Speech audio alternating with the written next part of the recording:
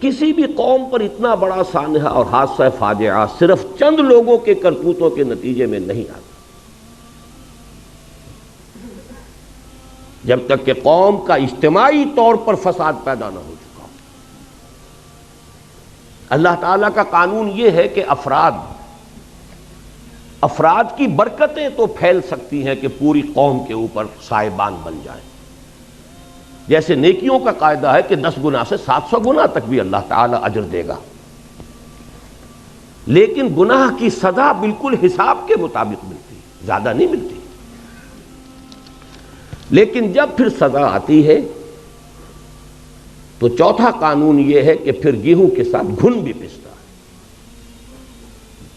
وَاتَّقُوا فِتْنَةً لَا تُصِيبَنَّ الَّذِينَ ظَلَمُوا مِنْكُمْ خَاصَّةً، ڈرو اس عذاب سے، اس پکڑ سے، اس سزا سے۔ جب اجتماعی فساد ہو گیا تو جو لوگ فساد میں خود ملوث نہیں ہیں وہ بھی مجرم ہیں، انہوں نے روکا کیوں نہیں؟ اتنی بڑی سزا۔ اسی طریقے سے یہ بات بھی نوٹ کیجئے، اتنا بڑا حادثہ، 93,000 ہمارا کڑیل جوان قیدی بنے۔ سابقہ امت مسلمہ کی تاریخ میں 587 قبل مسیح میں نیبوکڈنیزر نے جو تباہی مچائی تھی یروشلم میں، 6 لاکھ کو قتل کیا اور 6 لاکھ کو قیدی بنا کر لے گئے۔ شاید تاریخ انسانی میں اتنی بڑی تعداد میں لوگوں کو قیدی بنا کر اور ایک ملک سے دوسرے ملک میں نہیں لے جایا گیا ہوگا۔ 6 لاکھ کو بھیڑوں بکریوں کی طریقے سے ہانکتا ہوا لے گیا ہے بیبیلونیا، عراق۔ لیکن میں نے ہمیشہ تجزیہ کیا ہے 6 لاکھ میں 93,000 یا 1 لاکھ جوان نہیں ہوگا، اس میں بوڑھے بھی تھے، بچے بھی تھے، عورتیں بھی تھیں۔ ہمارا 93,000 کڑیل جوان گیا ہے، سپاہی سے لے کے جرنیل تک گیا۔ اتنی بڑی شکست، اور یہ بھی نوٹ کیجئے یہ کوئی فوری بات نہیں ہوا کرتی، بہت طویل ہوتا ہے۔ اللہ تعالیٰ مہلتیں دیتا ہے، اللہ تعالیٰ موقع دیتا ہے۔ یہ تو جب تک کہ پے بپے لگاتار جو غلطیاں نہ ہو رہی ہوں اور جرائم نہ کیے جا رہے ہیں، اس وقت تک اتنی بڑی سزا نہیں ملتی۔ اللہ تعالیٰ کے عدل سے، اللہ کے فضل و کرم سے، اللہ کے رحم سے، اللہ کی شان غفاری سے یہ بالکل بڑی ہے۔ اگر آپ ڈپرائیو کریں گے، احساس محرومی اس انتہا کو پہنچا دیں گے۔ میں نے کتاب لکھی تھی مسئلہ سندھ، استحکام پاکستان، اس کے لوازم، 10 سال پہلے کی کتاب ہے، اور اس کے بعد مسئلہ سندھ پر۔ سیاستدان نہیں ہوں، میدان میں نہیں ہوں، بازار سے گزرا ہوں، خریدار نہیں ہوں، لیکن حالات کو جانتا ہوں۔ مجھے بصیرت اللہ نے عطا کی ہے۔ سرما ہے میری آنکھ کا خاک مدینہ و نجف، مدینہ و نجف کی بجائے کہہ دیجئے ہماری آنکھ کا سرما ہے قرآن اور سنت، اللہ کی کتاب اور اس کے رسول صلی اللہ علیہ وسلم کی سنت، اس کی احادیث، یہ بصیرت ہے ہماری کی۔ بنی اسرائیل کے بارے میں وہ ساری بحث کرنے کے بعد کیا فرمایا تھا، جو ہم پر بھی 100% راست آتا ہے، عسیٰ ربکم ان یرحمکم، تمہارا رب اب بھی تم پر رحم فرمانے کے لیے تیار ہے۔ وَإِنْ عُدْتُمْ عُدْنَا، لیکن اگر تم نے پھر وہی روش اختیار کی ہم بھی وہی کچھ کریں گے۔ وَجَعَلْنَا جَهَنَّمَ لِلْكَافِرِينَ حَصِيرًا، اور جہنم تو ہم نے تیار کی ہوئی ہے کافروں کے لیے، وہ باڑا تیار ہے۔ إِنَّ هَذَا الْقُرْآنَ يَهْدِي لِلَّتِي هِيَ أَقْوَمُ، اور اللہ کی رحمت کا دروازہ شاہ درا یہ قرآن ہے۔ آنا ہے سائبان تلے، یہ قرآن کا سایہ ہے۔ داخل ہونا ہے رحمت خداوندی میں، یہ شاہ درا ہے، یہ دروازہ ہے۔ ان ھذا القرآن یہدی للتی ہی اقوم، سمجھ لیجئے اچھی طرح، میں نے اگر اپنی زندگی کے 30 برس لگائے ہیں اس قرآن مجید کے پڑھنے پڑھانے سیکھنے سکھانے، انجمن بنانے اور قرآن اکیڈمی بنانے اور قرآن کالج بنانے، قرآنی تربیت گاہیں اور کیسٹس، تو یہ کوئی مولویانہ میرا کوئی پیشہ نہیں ہے۔ میں نے تو سن 54 میں MBBS کیا تھا، یہ کوئی میرا مشغلہ نہیں، کوئی ہابی نہیں، یہ اس تشخیص پر ہے۔ یہ سارا کام ہوگا قرآن کے ذریعے۔ خار از محجوری قرآن شدی، شکوہ سنجے گردش دوران شدی، اے تو شبنم بر زمیں افتندئی، در بغل داری کتاب زندگی۔ وہ زمانے میں معزز تھے مسلمان ہو کر اور تم خوار ہوئے تارک قرآن ہو کر۔ میں تو کہتا ہوں 1 کروڑ کی بنائیے، 12 صوبے بنائیے اس ملک کے، اور جو بھی اس ملک کا ویل وشر ہے ہمیشہ یہی کہتا ہے یہ صوبائیت کی لعنت ختم اس سے ہوگی۔ چھوٹے صوبے بنائیے، آپ نے نہ معلوم کتنے نئے ضلع بنا لیے، نئے ڈویژن بنا لیے، نئی تحصیلیں بنا لی، نئے سب ڈویژن بنا لیے۔ صوبہ معلوم ہوتا ہے کہ قرآن و سنت کا لکھی ہوئی کوئی لکیر ہے، آسمان سے اتری ہے، انگریز کے بنائے ہوئے صوبے، اور وہ مقدس ہو گئے۔ ان کو تو ایک مرتبہ توڑ کر، اور کم سے کم 12 صوبے اس ملک کے جو ہے 1 کروڑ کے انداز کا ایک صوبہ بننا چاہیے، اور اس میں لسانی جو ہے معاملات کو بھی سامنے رکھیے۔ اگر پٹھان کہتے ہیں ہمارے صوبے کا نام پختونخوا بنائیے، کیوں آپ کے پیٹ میں مروڑ اٹھتا ہے؟ کیوں آپ کا نام پنجاب ہے اس صوبے کا؟ اور سرحدی صوبہ نام رکھا ہوا، کون سی سرحد؟ پاکستان کے 4 صوبے سرحدی صوبے ہیں۔ پنجاب اس کا شمال مشرقی سرحدی صوبہ ہے، سندھ جو ہے اس کا جنوب مشرقی سرحدی صوبہ ہے، بلوچستان اس کا جنوب مغربی سرحدی صوبہ، یا تو سب کے نام یہ رکھ دیجئے، تب بھی کوئی منطق ہے، کوئی دلیل ہے۔ ورنہ ہندوستان اتنے بڑے ملک میں تو شمال مغربی سرحدی صوبے کے کوئی معنی تھے، آج کیا معنی ہے اس کے؟ بلوچستان بلوچوں کا صوبہ ہے، بلوچستان نام ہے کہ نہیں؟ بعض چیزوں کو خام خواہ جو ہے ہم نے اس کے ساتھ الرجی بنائی ہوئی ہے، اور ان چیزوں کو جو پوج رہے ہیں بیٹھ کر کچھ لوگ، کچھ دانشور جو ہیں، ان کو اس کے سوا کوئی اور چیز سوچتی نہیں۔ نئے صوبے بنائیے، نئے نام رکھیے۔ کہیں ہندوستان میں تامل ناڈو نام سے کوئی صوبہ تھا؟ اکثریت وہاں کے صوبوں کے نام بدل چکے ہیں۔ آندھرا پردیش کہیں تھا دنیا میں؟ تامل ناڈو کہیں تھا دنیا میں؟ سب صوبے بدل گئے۔ پنجاب جو ہم چھوڑ کر آئے تھے، جو تقسیم کے وقت چھوٹا پنجاب تھا، 3 ریاستیں بن چکی ہیں، اس کی 3 اسٹیٹس ہیں۔ ہماچل پردیش، ہریانہ جہاں سے میرا تعلق ہے وہ علیحدہ ریاست ہے پنجاب، اور یہ پنجاب بڑا تھا۔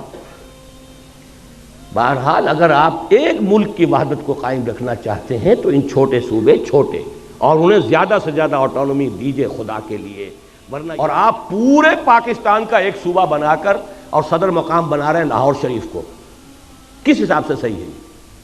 جغرافیہ کے حساب سے صحیح نہیں، ڈیفنس کے حساب سے صحیح نہیں، لسانی اعتبار سے صحیح نہیں۔ آپ ملتان بناتے، ڈیرہ غازی خان بناتے، ہر اعتبار سے وہ مرکز تھا، لسانی اعتبار سے مرکز۔ سرائے کی زبان پر آ کر پنجابی، پوٹھوہاری، بلوچی، سندھی ساری زبانیں مکس ہوتی ہیں۔ اگر تو کوئی قومی سوچ ہو، پھر ڈیفنس کے اعتبار سے انڈیفینسیبل ہے یہ شہر، آپ کے ڈیفنس، سائنس آف ڈیفنس کے اعتبار سے انڈیفینسیبل ہے، اس کا کوئی بچاؤ ممکن نہیں۔ وہ تو اللہ نے بچا دیا، BRB اور دہشت ڈال دی اس نے۔ سألقی فی قلوب الذین کفروا الرعب، میں ان کافروں کے دلوں میں رعب ڈال دوں گا۔ ورنہ 65 میں BBC پر اگر فلم دکھا دی گئی تھی فال آف لاہور کی، تو کتنا یقینی سمجھتے تھے وہ۔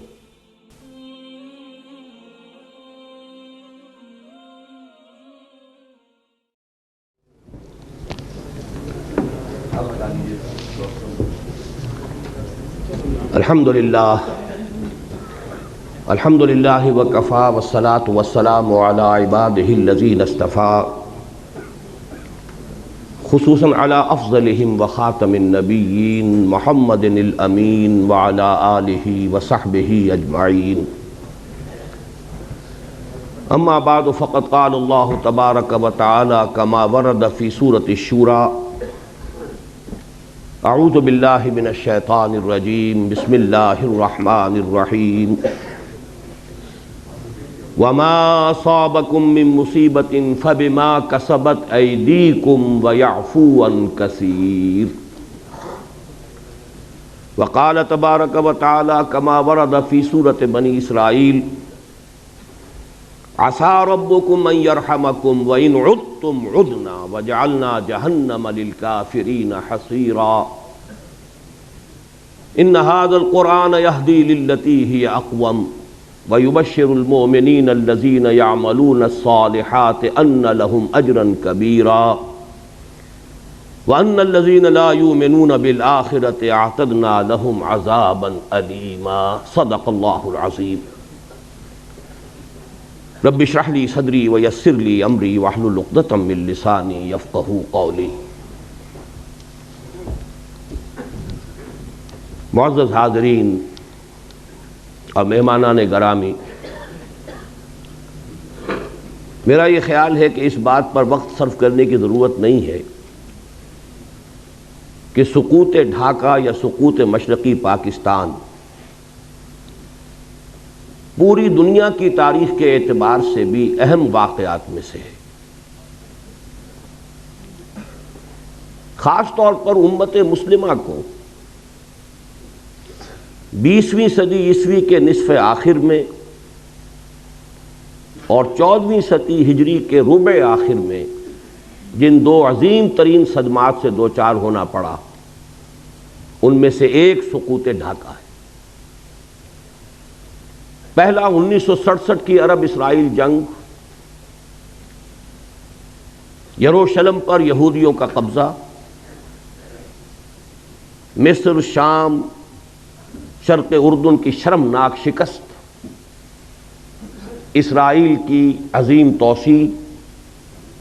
1967 میں یہ حادثہ پیش آیا۔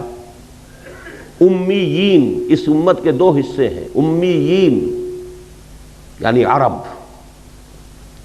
وآخرین اور دوسرے غیر عرب۔ ایک حصے کے لیے عظیم ترین سانحہ 1967 کی شرمناک شکست، اور آخرین میں جو عظیم ترین مملکت اسلامی قائم ہوئی تھی، اس کے لیے عظیم ترین سانحہ سقوط ڈھاکہ 1971۔ پھر اس میں بھی کوئی شک نہیں کہ جہاں تک پاکستان کی تاریخ کا تعلق ہے، ویسے تو اور بھی حوادث آئے ہیں جن سے ہمیں دوچار ہونا پڑا، لیکن سب سے بڑا حادثہ آج تک بہرحال سقوط مشرقی پاکستان ہے۔ ایسے حوادث کے بارے میں میں چاہتا ہوں کہ پہلے قرآن حکیم کتاب ہدایت، اس سے ہم کچھ بنیادی اصول سمجھ لیں۔ یہ حوادث الٹپ نہیں ہوتے، اس کائنات میں کوئی شے اذن رب کے بغیر نہیں ہے، اور اذن رب اللہ کی حکمت کے ساتھ ہے، سنت اللہ کے تابع۔ پہلی بات یہ، اللہ تعالی ہرگز ظالم نہیں ہے۔ وما انا بظلام للعبید، اتنا بڑا حادثہ، اتنی بڑی تباہی، اتنی شرمناک شکست، بہرحال اللہ کا ظلم نہیں ہے۔ 5 دفعہ قرآن مجید میں اللہ نے فرمایا ہے وَأَنَّ اللَّهَ لَيْسَ بِظَلَّامٍ لِّلْعَبِيدِ، اللہ تعالیٰ اپنے بندوں کے حق میں ہرگز ظالم نہیں۔ دوسری بات یہ کہ یہ حوادث تمام تر انسانوں کے اپنے کرتوتوں کا نتیجہ ہوتے۔ میں نے سورہ شورى کی آیت مبارکہ تلاوت کی ہے، وَمَا أَصَابَكُم مِّن مُّصِيبَةٍ فَبِمَا كَسَبَتْ أَيْدِيكُمْ، جو بھی مصیبت تم پر آئی ہے یا آتی ہے وہ تمہارے اپنے ہاتھوں کے کرتوتوں کے باعث۔ وَيَعْفُو عَن كَثِيرٍ، اور اللہ ابھی بہت سی چیزوں سے تو درگزر فرماتا رہتا ہے۔ اگر ساری غلطیوں کی سزا دے تو اس زمین پر کوئی ایک انسان بھی چلتا ہوا نظر نہ آئے۔ اللہ تو بہت درگزر کرتا ہے، بہت درگزر فرماتا ہے، یعفو عن کثیر۔ بہرحال قاعدہ کلیہ نمبر 2 یہ ہے کہ یہ انسانوں کے اپنے کرتوتوں، ان کے اپنے اعمال کا نتیجہ ہے۔ تیسری بات بڑی اہم ہے، کسی بھی قوم پر اتنا بڑا سانحہ اور حادثہ فاجعہ صرف چند لوگوں کے کرتوتوں کے نتیجے میں نہیں آتا۔ جب تک کہ قوم کا اجتماعی طور پر فساد پیدا نہ ہو چکا ہو۔ اللہ تعالیٰ کا قانون یہ ہے کہ افراد کی برکتیں تو پھیل سکتی ہیں کہ پوری قوم کے اوپر سائبان بن جائیں۔ جیسے نیکیوں کا قاعدہ ہے کہ 10 گنا سے 700 گنا تک بھی اللہ تعالیٰ اجر دے گا، لیکن گناہ کی سزا بالکل حساب کے مطابق ملتی، زیادہ نہیں ملتی۔ اجر جو ہے بغیر حساب، لیکن سزا مثل ہی، جتنا کچھ کسی نے گناہ کیا اتنی سزا۔ اسی طرح افراد کا فسق ہو، فجور ہو، معصیت ہو، خطائیں ہو، غلطیاں ہوں، جرائم ہو، اگر چند افراد کی ہوں تو اتنی بڑی قوم کو اتنی بڑی سزا نہیں دی جا سکتی۔ در حقیقت یہ معتدب تعداد میں، اور جب تک کہ اجتماعی سطح پر وہ غلطیاں نہ ہو رہی ہوں، قوم کی ایک عظیم تعداد نے اگر اس کے اندر اپنا کردار ادا نہ کیا ہو تو اتنے بڑے حوادث رونما نہیں ہو سکتے۔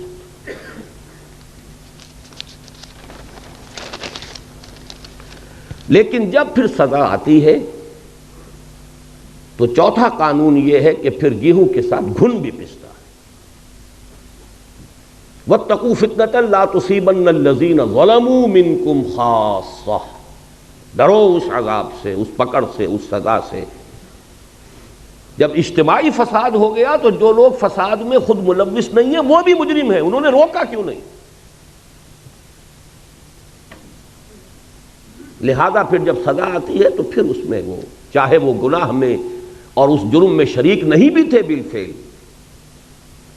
وَاتَّقُوا فِتْنَةً لَا تُصِيبَنَّ الَّذِينَ ظَلَمُوا مِنْكُمْ خَاصَّةً۔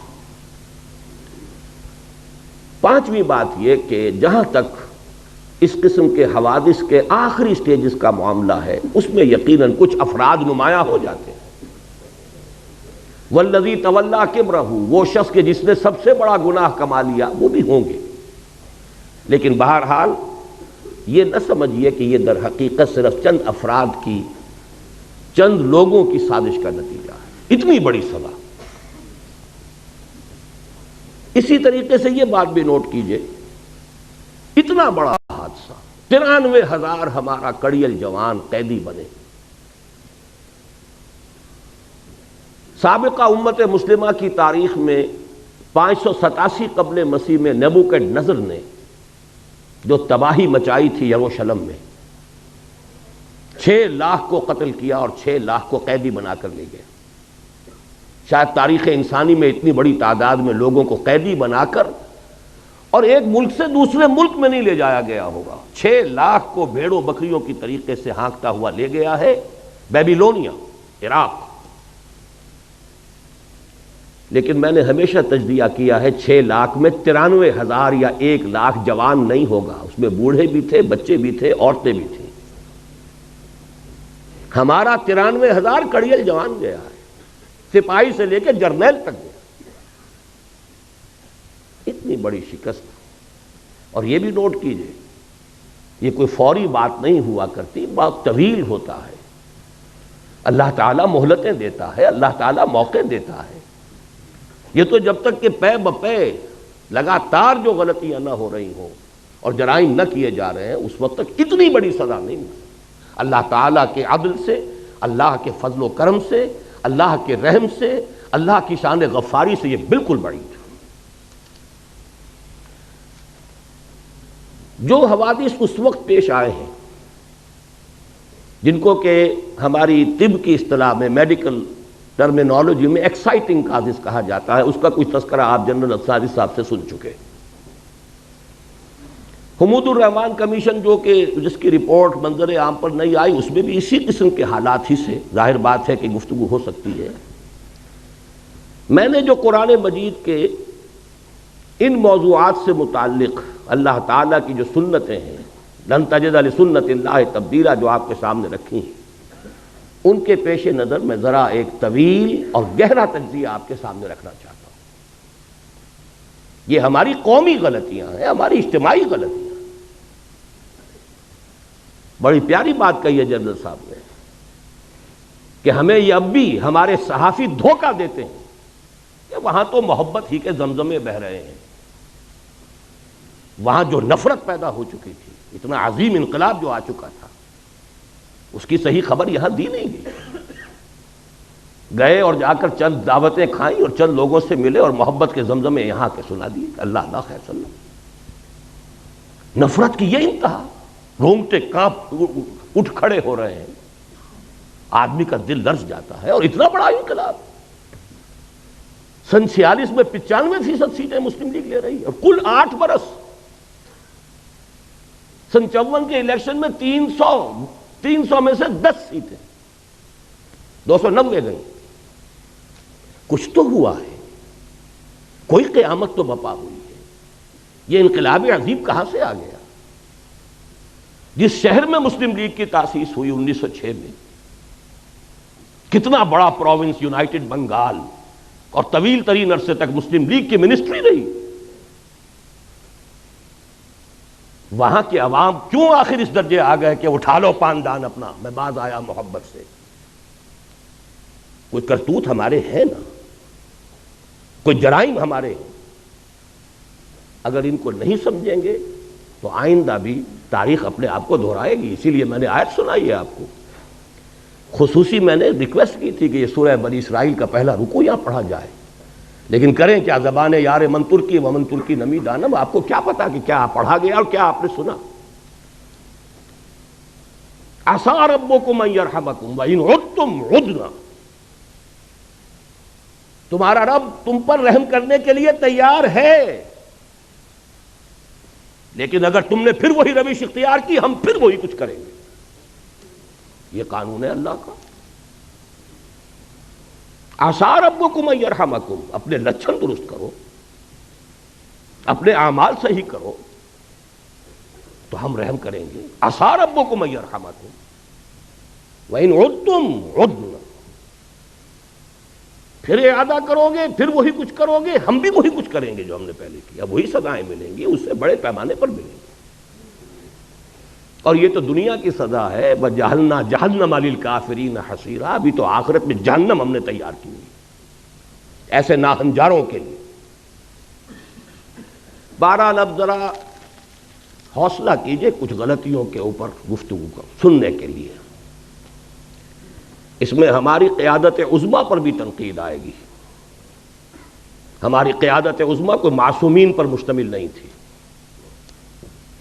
اور آج جبکہ 50 برس ہونے کو آ رہے ہیں، اب ہمیں اتنا بالغ ہونا چاہیے کہ ہم ان کی خطاؤں پر بھی نگاہ ڈال سکیں، سمجھ سکیں. معصومیت خاصہ نبوت ہے، نبوت ختم، معصومیت ختم. حادثہ مشرقی پاکستان کا سب سے پہلا سبب، اس کی غلطی کی بنیاد 1946 میں ڈالی گئی، جب 1940 کے ریزولوشن میں ترمیم کر کے اسٹیٹس کی بجائے اسٹیٹ، ایک ملک مشرقی اور مغربی پاکستان بنانے کا فیصلہ ہوا. کسی حساب سے یہ ایک ملک ہے نہیں. 1000 میل کا فاصلہ دو ملکوں کے درمیان میں سمندر ہوتا کوئی حرج نہیں. انڈونیشیا کے جزیرے ہیں، سمندر ہے بیچ میں. ہاسٹائل ٹیریٹری، اور ہاسٹائل سی ہاسٹائل، پیدائشی دشمن وہ درمیان میں. لیکن ہے کیا اصل مسئلہ؟ کیا اتنی بڑی خطا کیسے ہو گئی؟ اصل بات سمجھیے، مسلم لیگ کبھی بھی کوئی منظم جماعت نہیں تھی. یہ صرف ایک تحریک تھی، اور تحریک میں جذبات کا غلبہ ہوتا ہے، ہوش پر جوش غالب ہوتا ہے. عوامی تحریک کے لیے دو چیزیں چاہیے. کوئی عوامی احساس، وہ احساس تھا مسلمانان ہند میں کہ ہندو ہمارے ساتھ انصاف نہیں کرے گا، ایکسپلائٹ کرے گا، دبائے گا، انتقام لے گا 800 برس یا 1000 برس کی غلامی کا. کوئی زبردست لیڈر جو اس احساس کو سامنے لائے، اجاگر کرے، تحریک چل جاتی. قائد اعظم یقیناً بہت بڑے لیڈر تھے، اس میں کوئی شک نہیں. سن 37 کے بعد سے چارج لیا ہے، اسے تحریک بنا دیا. اس سے پہلے وہ سروں کی اور نوابوں کی اور جاگیرداروں کی صرف ایک بیٹھک کہہ لیجئے، اس سے زیادہ اس کی حقیقت نہیں تھی. لیکن یہ جب کلائمیکس ہوا ہے اس مسلم لیگ تحریک کا اور تحریک پاکستان کا، جذبات کی رو میں بہہ کر، اور جذبات بھی بنگالی مسلمان کے، ایک فضل الحق ہے کہ جنہوں نے مجبور کیا قائد اعظم کو اس قرارداد میں ترمیم کر کے ان کو دونوں کو ایک ملک بنانے کے. اس زمانے میں مجھے یاد آ رہا ہے قائد اعظم کا ایک جملہ. The British press has talked about some geographical difficulties in the way of Pakistan. May I ask them, by what rule of geography are they here? برطانوی پریس نے پاکستان کی اسکیم کے بارے میں کچھ جغرافیائی مشکلات کا تذکرہ کیا ہے. کیا میں ان سے پوچھ سکتا ہوں کہ جغرافیہ کے کس اصول کے تحت وہ ہندوستان میں ہے؟ جملہ بڑا پیارا ہے، جواب بڑا مسکت ہے، لیکن بہرحال اس سے حقائق تو نہیں بدل جاتے. اگر یہ دو ملک بنتے، نوٹ کر لیجئے، ان دونوں کی ضرورت ہوتی کہ ایک دوسرے سے تعاون کریں. ہندو کا ذہن، ہندو کی ذہنیت بدلنے والی نہیں تھی. دونوں کو ہندو یا یوں کہیے بھارت کہیے، بھارت کی دست برد سے اپنے آپ کو بچانے کے لیے دوسرے کے تعاون کی ضرورت ہوتی. اگر علیحدہ علیحدہ ہوتے تعاون ہوتا، یکجا ہو گئے تو شکایتیں سامنے آئیں. اور فرض کیجئے تعاون آگے بڑھتا، کانفیڈریشن بن سکتی تھی. اور کانفیڈریشن ایسی شے ہے کہ جس کو جس وقت چاہیں آپ ختم بھی کر سکتے ہیں. آپ کو یاد ہوگا شاید مرحوم یونائٹڈ عرب ریپبلک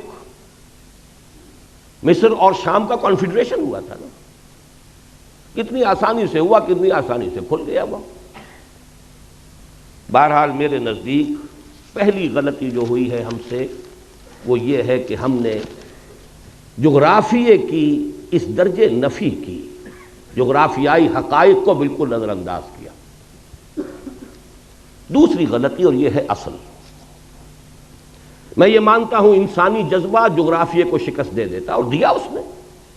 آخر جب یہ دونوں خطے ایک ملک بنے تو شکست دی کہ نہیں دی؟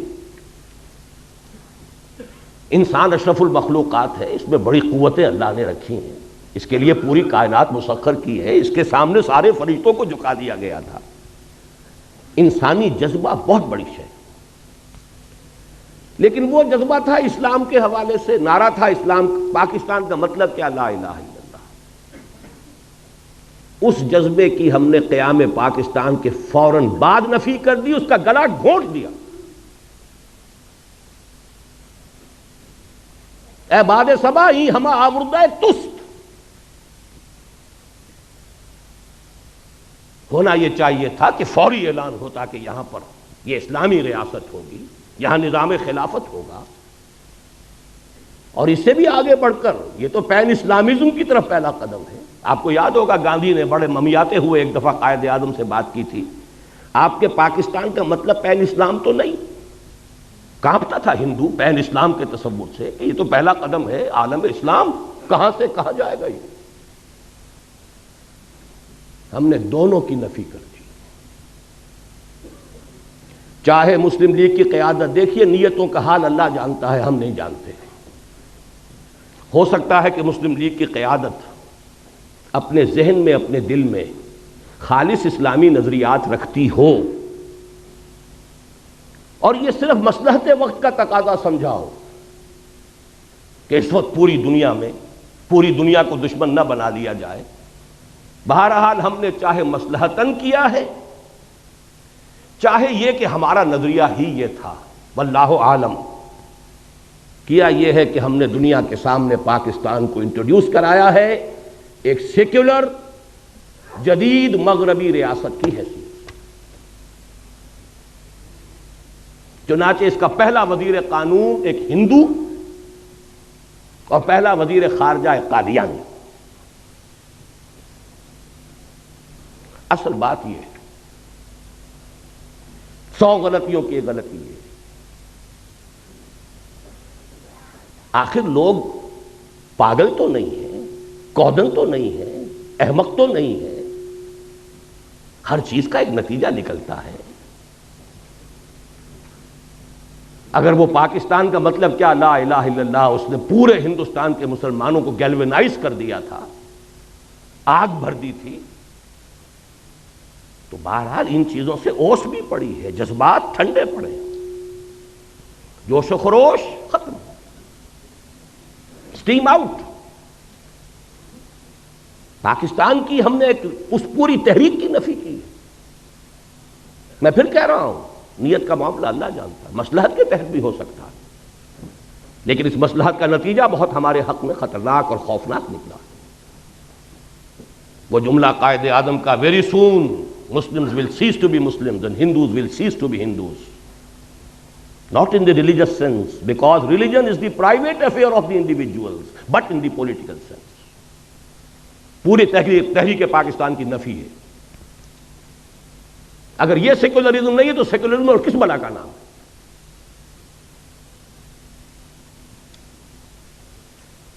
بارہ مارچ سن 1949 کو جا کر قرارداد مقاصد بڑے رد و قدا، بڑے ہی لیت و لال اور بڑے ہی بادل داخواستہ منظور ہوئی.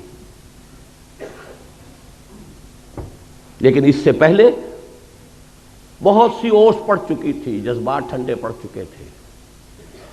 جس طور سے پاس ہوئی ہے وہ بھی لوگوں کو معلوم تھا کہ یہ انکہنی کہی گئی ہے. یہ پتہ نہیں معلوم ہے آپ کو کہ نہیں، ہندوؤں میں یو پی کے کچھ علاقوں میں جہاں مسلم تہذیب کا غلبہ تھا، وہاں ہندوؤں میں ایک رواج تھا کہ جب کسی کی جان نہیں نکل رہی ہوتی تھی، نزع کا عالم بہت طول کھینچ جاتا تھا، تو وہ کہتے تھے کہہ دے بھائی انکہنی کہہ دے تاکہ تیری جان نکل جائے. تو وہ لا الہ الا اللہ کہہ دیتا تھا، جان نکل جاتی تھی. یہ انکہنی تھی.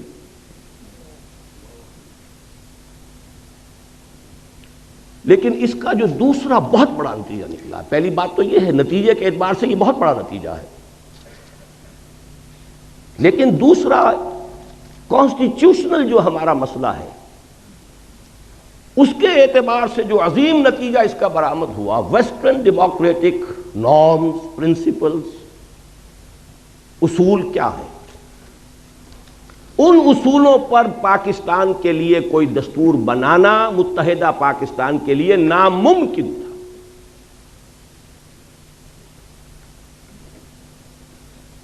کیونکہ اس کا اصول ہے ون مین ون ووٹ. یہ تو اس کا وہ اصول ہے جس کو کسی شکل میں آپ کنٹروین نہیں کر سکتے. کس کو ڈس انفرنچائز کریں گے، کس کا حق جو ہے قسم کریں گے. اور حال یہاں یہ تھا کہ فار آل پریکٹیکل پرپزز مغربی پاکستان گویا کہ اصل پاکستان، رقبہ دیکھیے، ترقی کے امکانات دیکھیے، ذرائع و وسائل دیکھیے، اور عالم اسلام کے ساتھ مسلسل ہونا، متصل ہونا دیکھیے، تو اصل پاکستان، پرائمری پاکستان یہ بنتا ہے. مشرقی پاکستان تو ایک جزیرہ تھا، ادھر برما ہے، ادھر بھارت ہے، رقبہ محدود، آبادی بے انتہا، لیکن آبادی وہاں زیادہ یہاں کم. ایکویشن ہو کیا؟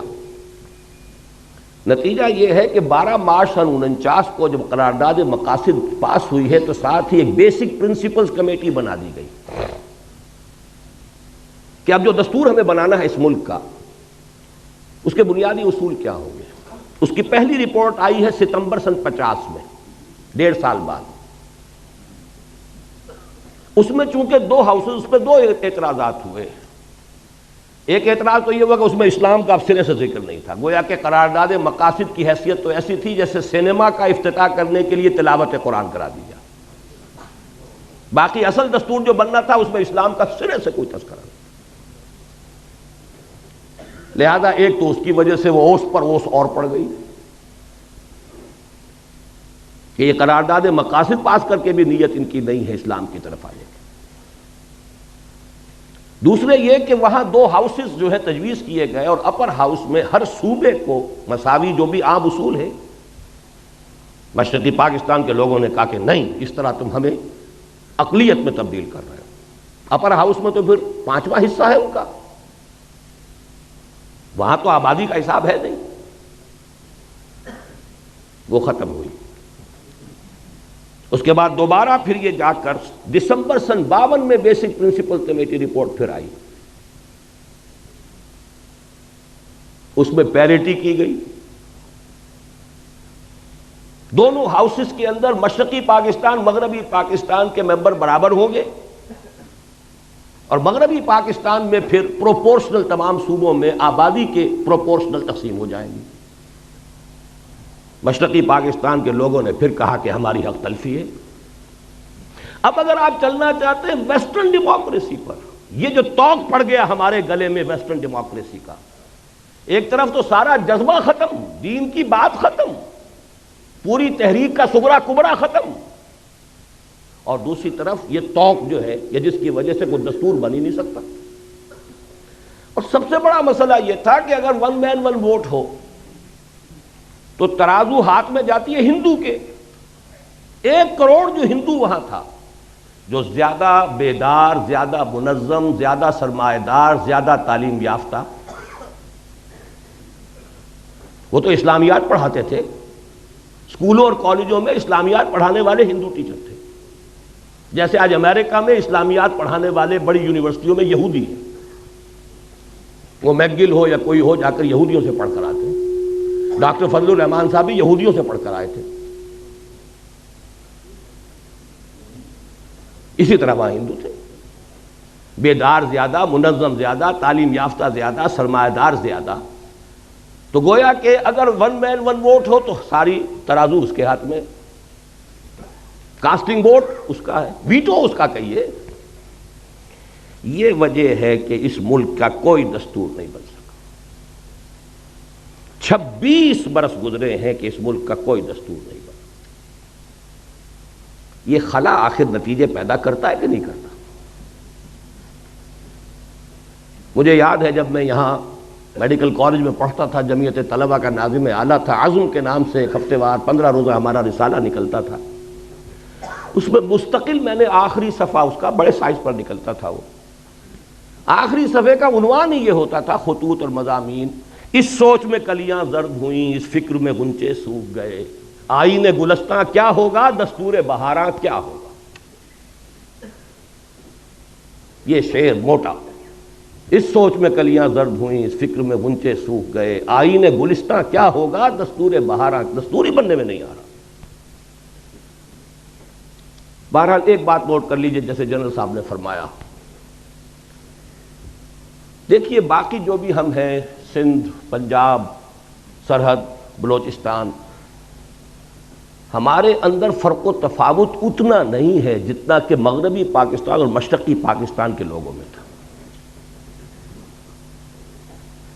وہاں تو سرے سے کوئی قدر مشترک سوائے مذہب کے ہے ہی نہیں۔ زبان لے لیجئے، لباس لے لیجئے، ایٹنگ ہیبٹس لے لیجئے، کلچر، جس شے کا بھی نام لے،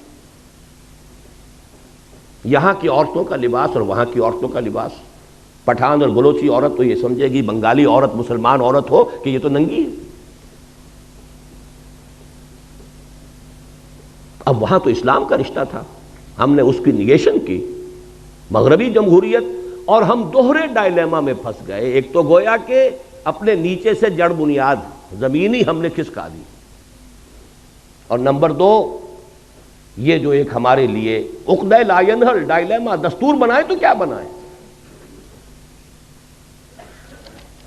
تیسری غلطی، بہت بڑی غلطی، اور یہ اصل میں اس دوسری غلطی میں جو دینی معاملہ تھا اس کا تتمہ ہے، لینگویج پرابلم۔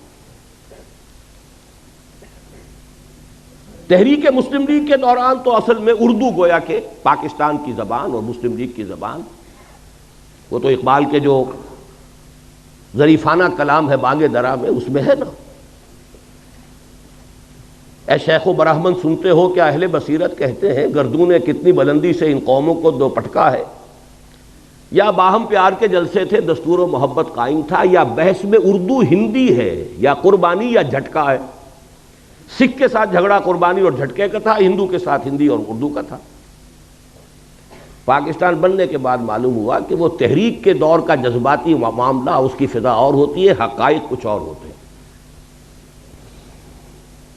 پاکستان کی سرکاری زبان کیا ہو، اردو ٹھوسنے کی سب سے بڑی غلطی کی ہے، اور ہماری ٹاپ کی قیادت اس غلطی کی ذمہ دار ہے۔ اس کا مطلب یہ ہے کہ کوئی حالات کا صحیح اندازہ نہیں تھا۔ یہی وجہ ہے قائد اعظم کی عین زندگی کے اندر مشرقی پاکستان میں فساد ہوا ہے، بغاوت ہوئی ہے، قائد اعظم کو شدید علیل ہونے کے باوجود جانا پڑا ہے، لیکن اس سے بھی کوئی نتیجہ نہیں نکلا۔ بنگلہ بھاشا اردو کو امپوز کرنے کا رد عمل، اور اس پاکستان میں بھی سندھی زبان کسی صورت میں اردو کی سپریمیسی گوارا کرنے کو تیار نہیں۔ اچھی طرح سمجھ لیجئے، حقائق سے کبھی بھی آنکھیں چرانا نہیں چاہیے، حقائق کو دیکھنا چاہیے۔ پشتو مان لے گی، بلوچی مان لے گی، پنجابی مانے ہوئی ہے، بلکہ پنجاب کی زبان ہی اردو ہے، یہاں کے کلچر لوگوں کی زبان ہے ہی اردو،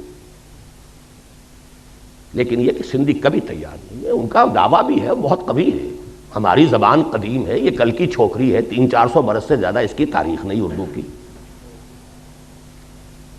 سب سے پہلی تفسیر قرآن مجید کی جو غیر عربی زبان میں لکھی گئی وہ سندھی میں لکھی گئی۔ بہرحال تھے اس ملک کے کچھ ویل وشرز، سر آغا خان نے کہا تھا اور زاہد حسین مرحوم the first governor of the state bank of Pakistan کہ عربی زبان کا اعلان کرو اور زیادہ سے زیادہ عربی کی تعلیم کمپلسری کر دی جاتی تو میکسیمم 20 برس میں اگر انگریزی یہاں اتنی ہم نے سیکھ لی کہ انگریزوں کو پڑھا دیں تو کیا عربی نہیں سیکھ سکتے تھے؟ وہ تو بالکل الٹی زبان، وہ بائیں طرف سے لکھنے والی لیفٹسٹ زبان، ہماری زبان رائٹسٹ زبان، ہماری الف با تا عربی کی، فارسی کی، سب کی ایک، اردو کی بھی وہی ہے، پنجابی بھی اسی میں لکھی جائے وہی الفابیٹس ہیں۔ ہمارے لیے عربی سیکھنا کیا مشکل، ہمارے دین کی زبان، قرآن کی زبان، رسول کی زبان صلی اللہ علیہ وسلم۔ لیکن یہ کہ وہ دین کا اول تو چونکہ اس کا رشتہ بھی دین سے جڑتا تھا اور دین ہی سے تو فرار ہو رہا تھا، دین کو تو صرف انفرادی معاملہ بنانا پیش نظر تھا، دین کو اجتماعی معاملہ بنانا پیش نظر تھا ہی نہیں، تو عربی زبان کیسے مان لیں؟ میں نے دیکھا ہے، جب میں نے چند سال پہلے اندرون سندھ کا دورہ کیا، مجھے کتاب ایک دی گئی تھی جو اسی زمانے میں سندھی ایک اسکالر کی شائع کردہ تھی کہ عربی کو بناؤ، عربی کو ہم لینے کے لیے تیار ہیں۔ بہرحال عربی ہوتی تو پنجابی بھی پڑھتا، اردو والا بھی پڑھتا، سندھی بھی پڑھتا، سب کو نئی زبان سیکھنی پڑتی نا۔ یہ تو نہیں تھا کہ اردو سپیکنگ جو ہے اسے تو گویا کہ بہت ہی ایک ترجیح حاصل ہو گئی، اس کی مادری زبان میں پڑھایا جا رہا ہے، وہ تو آگے جائے گا ہی، اس کے نمبر زیادہ آئیں گے ہی، اس کی ڈویژن بہتر ہوگی، اس لیے سندھی اڑ گیا، یہ ہینڈی کیپ رہ جائے گا میرا بچہ، اور سب سے پہلے بنگالی کھڑا ہو گیا۔ آپ کے شاید معلوم نہ ہو، ڈھاکہ یونیورسٹی میں مولانا سید سلیمان ندوی رحمۃ اللہ علیہ کے ساتھ انتہائی توہین آمیز سلوک کیا گیا۔ انہوں نے صرف ایک بات کہہ دی تھی، وہاں علمی انداز میں، اسکالر تھے، ہسٹورین تھے، کہ 200 سال قبل، اب یہ جمع کر لیجئے مزید 50 سال جو بیت گئے تو 250 سال اب کے حساب سے ہوں گے، 200 سال قبل بنگلہ زبان بھی اسی الف باتا میں لکھی جاتی تھی، اسکرپٹ یہی تھا۔ یہ تو بعد میں جب اس کو اسکرپٹ بدل دیا گیا ہے تو یہ زبان علیحدہ ہو گئی، ہم پڑھ ہی نہیں سکتے اسے، ورنہ بنگلہ بھاشا بھی الف باتا کے حوالے سے لکھی جائے تو اس کا بھی 75% ہمارے لیے قابل فہم ہے، وہ اجنبیت رہے نا، وہ دوری رہے نا، لیکن انہیں مجبور کیا گیا اپنے الفاظ واپس لو تب نکلنے دیا گیا تحریری۔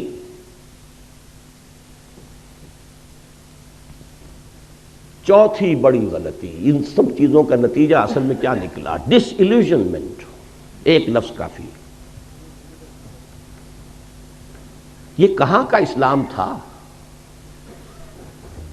یہ جا کدھر رہے ہیں؟ ملک بنا کیوں تھا؟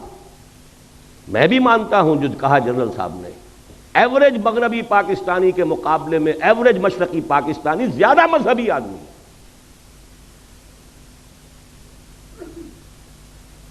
جو آپ کے ہاں تبلیغی جماعت کا یہاں اجتماع اگر ہوتا ہے میکسیمم 8 لاکھ، وہاں 25 لاکھ کا ہوتا۔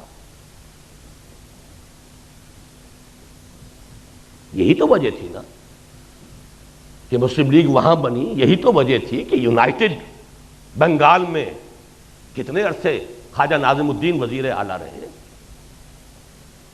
یہاں تو آپ کے یہاں یونینسٹ جو تھی گورنمنٹ تھی آخری وقت تک، مسلم لیگ کی حکومت یہاں ایک دن کے لیے نہیں بنی، سرحد میں جو ہے آخری وقت تک کانگریس کی حکومت تھی۔ لے دے کے اگر کوئی تھا تو اس پاکستان میں صرف سندھ تھا کہ جہاں مسلم لیگ کی منسٹری تھی، اور وہ بھی کہہ رہا ہے اب اٹھا لو پاندان اپنا، یہی دو صوبے تھے، مسلم لیگی صوبے تو یہی تھے، پاکستانی صوبے تو یہی تھے. پنجاب میں تو آخری وقت یونینسٹ گورنمنٹ تھی. یہ ڈس ایلیوژنمنٹ تھا کیا؟ یہ خواب تھا جو کچھ کے دیکھا، جو سنا افسانہ تھا، جذبات پر اوس پڑ گئی. باقی چھوٹے چھوٹے فیکٹر اور بہت ہیں. ہمارے جو آفیسرز گئے، C S P officers, colonial role کا جو تذکرہ کیا ہے جنرل صاحب نے، ان کا جو ایٹیچیوڈ تھا، اللہ ماشاءاللہ مختلف قسم کے لوگ بھی تھے، لیکن معدود چند، الشاذ کالمعدوم، اکثر و بیشتر جو ہے نفرت کے ساتھ انہیں دیکھتے تھے. یہی معاملہ سندھ میں ہوا ہے، اس کا رد عمل ہوا ہے. بہرحال اس کے اوپر جلتی پر جس کو کہتے ہیں تیل، وہ مارشل لا. مارشل لا کا مطلب فوج کی حکومت. فوج صرف مغربی پاکستان کی ہے، مشرقی پاکستان کا اس میں کوئی حصہ نہیں. گویا کہ مغربی پاکستان اب حاکم ہو گیا مشرقی پاکستان پر. اور مغربی پاکستان تو وہ کہتے ہیں، تو پنجابی فوج کہتے تھے. ہم نے پنجابیوں کا غلام بننے کے لیے یہ پاکستان نہیں بنایا تھا. دلیل قوی تھی، کوئی آج رد کر دے اسے. ان کے فیکٹس اینڈ فگرز تھے. آخر دشمن تو بیٹھا ہوا تھا، 1 کروڑ ہندو بیٹھا ہوا تھا، انہیں تو سیبوٹاج کرنا ہی کرنا تھا. لیکن ان کے ہاتھ میں ہتھیار تو ہم نے دیے ہیں نا. وہ ہندو وہاں تھا، اس کے باوجود پاکستان بنا. Despite of them, in spite of them Pakistan بنا. لیکن جب آپ نے اپنی منزلی بدل لی، اپنا قبلہ کعبہ تبدیل کر دیا، آپ نے اسلام کی بجائے مغرب کی سیکولر جمہوریت کو اپنا اصل اصول قرار دیا، تو ظاہر بات ہے نفی ہو گئی. اور اس پر جلتی پر تیل کا کام فوج کی حکومت. فوج کی حکومت بھی کیوں آئی سمجھ لیجیے. یہ بھی کوئی اللہ تعالیٰ کی طرف سے عذاب تو نہیں تھا، اس لیے کہ مسلم لیگ پارٹی تھی نہیں، وہ تو تحریک تھی. تحریک کا کام ہی یہ ہوتا ہے کہ ایک دفعہ مقصد حاصل ہوا، اس کے بعد ختم. تحریک کا تو اصول ہے یہ. کانگریس پارٹی تھی، آج تک اس کی حکومت چل رہی ہے. وہاں کوئی تھوڑا سا عرصہ آ گیا جنتا دل اور یہ اور وہ، کانگریس ہے. کم سے کم 40 برس تک تو اس کی حکومت چلتی رہی. پارٹی تھی، کارڈرز تھے، ڈسپلن تھا، کانسٹیٹیوشن تھا. مسلم لیگ تحریک تھی صرف. اور یہ اس میں کوئی بات نہیں ہے، اس لیے کہ حالات کا کچھ تقاضا ایسا تھا. صورتحال جو ہے وہ اتنی فرصت تھی نہیں کہ اس کی ایک تنظیم کا استحکام کا معاملہ کیا جا سکتا. لیکن دی فیکٹ ریمینز، حقیقت کو تو بہرحال ماننا پڑے گا کہ مسلم لیگ ایک پارٹی تھی نہیں. قائد اعظم کہتے تھے میری جیب میں کھوٹے سکے، سیدھی سیدھی بات. اب اس سے بڑی گواہی اور کس کی درکار ہے؟ لہذا پاکستان بنا، مسلم لیگ تحلیل. تھوڑا عرصہ سول بیوروکریسی نے عیش کیا، اس کے بعد آرمی نے سنبھال لیا سیدھا سیدھا. لیکن نتیجہ کیا ہوا؟ ڈس انفرانچائز. آپ کا جو جنرل صاحب فرما رہے تھے کہ اکثریت کیوں علیحدہ، اکثریت تو علیحدہ ہو ہی جائے. اکثریت کو تو آپ نے غیر مؤثر کر دیا، فوج کی حکومت ہو گئی. اور پھر جو ان کے فیکٹس اینڈ فگرز آتے تھے، ہماری کل آمدنی کا اتنا بڑا حصہ فوج پر خرچ ہوتا ہے. فوج ساری مغربی پاکستان کی ہے، تو پیراسائٹ ہیں یہ ہماری آمدنی کے اوپر. یہ کھاتے ہیں، کماتے ہم ہیں. اس سے جو آگ لگی ہے اس کا نتیجہ ہے یہ کہ وہ جگتو فرنٹ جو ہے اس نے وہ شکست دی ہے عبرتناک. سن 54 میں 300 میں سے 10 سیٹیں مسلم لیگ. 8 برس میں انقلاب عظیم. کہاں سن 46 کے اعداد و شمار ابھی آپ جنرل صاحب سے سن چکے ہیں. 46 اور 54 میں کل 8 برس، اور انقلاب عظیم جو ہے وہ پیدا ہو گیا. 5ویں غلطی رہی صحیح، جس کو کہتے ہیں آخری کیل ٹھوک دی آپ نے، دارالخلافہ کراچی سے اسلام آباد. یہ کاسموپولیٹن سٹی تھا، ساحلی تھا. مشرقی پاکستان کے ساتھ اس کے روابط سمندری اور بحری بھی تھے. وہ سستے تھے. ہوائی سفر تو اس وقت تک جو ہے وہ تو بہت ہی کاسٹلی، بہت صرف سرمایہ داروں کی شے تھی. آپ نے وہاں سے کیپٹل منتقل کیا، اور بہت سے بڑے مخلص مشرقی پاکستانیوں نے کہہ دیا تھا دس از دی بگننگ، پاکستان کے خاتمے کا یہ نقطہ آغاز ہے. بہرحال نتیجہ یہ نکلا کہ میں بعد آیا محبت سے اٹھا لو پاندان اپنا. اور یہ جان لیجئے کہ جذبات کا معاملہ جو ہوتا ہے، جیسے رود کو ہی کہتے ہیں ضلع ڈیرہ غازی خان میں اور سندھ کے علاقے میں، پہاڑی علاقے میں سیلاب آتا ہے تو ایک دم نالا بڑی تیزی سے آتا ہے، لیکن تیزی سے ختم بھی ہو گیا، ادھر آیا ادھر گیا. تو جذبات کی بات یہی ہوتی ہے، اٹھی ہے یہ آندھی اتر جائے گی. اسی لیے وہ جذباتی بات تھی، اور جذباتی بات جو ہے جس تیزی کے ساتھ اٹھی تھی اسی تیزی سے بہہ گئی. لیکن آخری اور ہماری ہمالیہ جیسی غلطی کیا ہے، اب اس کو سمجھیے. باقی ساری غلطیاں جو ہیں ان کے اوپر جو مہر تصدیق آخری ثبت ہوئی ہے. یہ معلوم ہو چکا تھا سن 54 میں کہ مشرقی پاکستان کی فضا بدل چکی ہے. حقائق کو تسلیم نہ کرنا، اممیچورٹی، سیاسی قیادت کا خلا، مسئلے کی حقیقت کو سمجھ کر اس کا حل کرنا، اس کی بجائے طاقت کا استعمال، یہ ہے آخری غلطی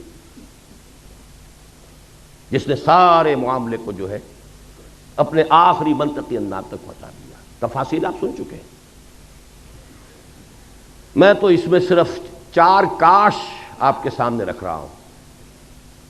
اگرچہ مجھے معلوم ہے حضور کی حدیث ہے، یہ لفظ ممنوع ہے، ان کلمۃ اللہ تفتح عمل الشیطان. جو ہوا ہے اس نے رب سے ہوا ہے، لہذا یہ کہنا کاش یوں ہو جاتا یہ مناسب نہیں. لیکن یہ کہ انسان ہے، اس کی طبیعت ہے، اس کی سوچ کا انداز ہے، اپنے خیالات کی تعبیر کا ایک انداز ہے. کاش کہ صدر ایوب صاحب پاکستان کے ڈیگال بن گئے ہوتے. ڈیگال نے الجزائر میں ریفرینڈم کرایا، بھائی رہنا چاہتے ہو ہمارے ساتھ یا نہیں رہنا چاہتے جاؤ بھائی.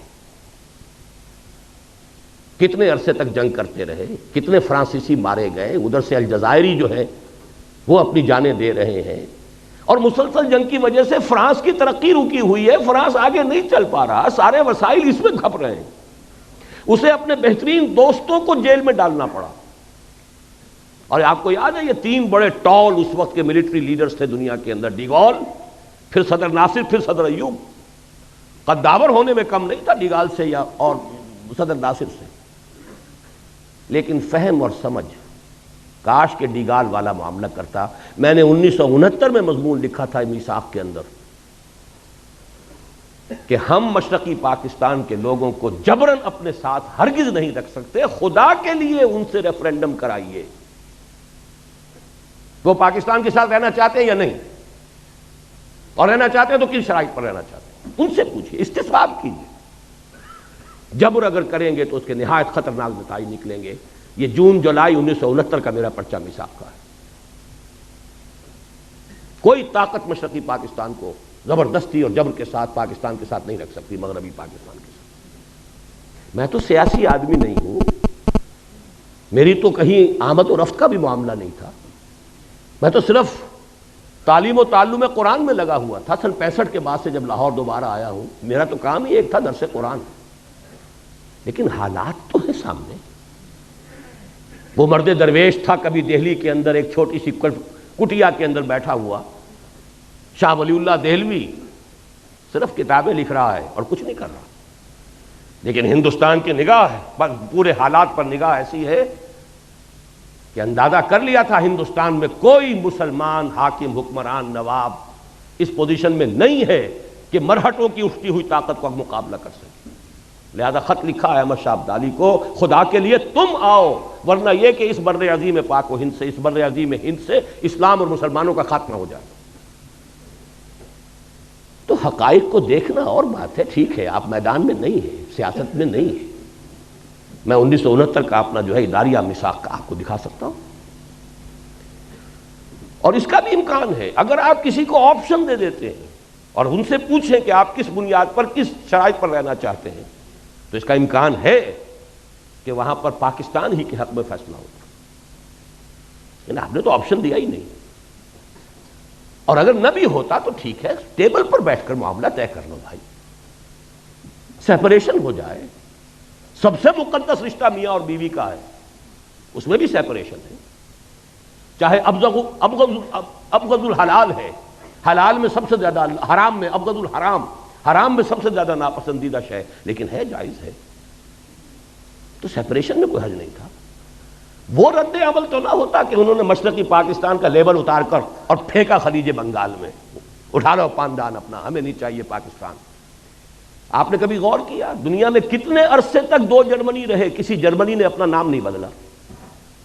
مشرقی جرمنی، مغربی جرمنی. دو کوریا آج بھی ہے، کوئی سا کوریا چھوڑنے کو تیار ہوگا نام اپنا؟ کوئی ویتنام چھوڑ دے گا اپنا نام؟ کسی نے چھوڑا؟ کوئی یمن چھوڑ دے گا؟ اور انہوں نے اٹھا کر پہلا دن، بلکہ یہاں تک کہا تھا ڈاکٹر کمال حسین جو پہلا ان کا وزیر خارجہ بنا تھا، میرے سینے کے اوپر لکھے ہوئے الفاظ ہیں، اس کا سٹیٹمنٹ تھا we won't like to be called a Muslim country. آپ نے اسلام کو چھوڑا، انہوں نے کہا کہ ہم مسلم بھی نہیں رہنا چاہتے. رد عمل کی یہ انتہا ہوتی ہے. آپ نے اسلام کے نام پر جمع کیا تھا ہمیں، احیاء اسلام کے خواب ہمیں دکھائے گئے تھے، پین اسلامزم کے خواب دکھائے گئے تھے. کیا ہے آپ نے؟ تو تم نے اسلام کو چھوڑا، ہم مسلم کا نام بھی چھوڑ. We want like to be called a Muslim country. ذرا رد عمل جو بھی ہوتا ہے کسی کے اندر، اس کی انتہا دیکھیے.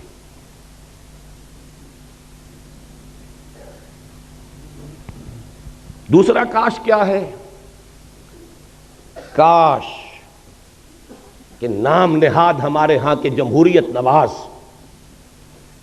مغربی جمہوریت کے پرستار، اور وہ صرف دولتانہ کی قبیل کے لوگ نہیں، تمام مذہبی جماعتیں بھی، انہوں نے اسی مغربی جمہوریت کے نام پر مجبور کر کے ایوب خان سے اگرتلہ کیس ختم کروایا.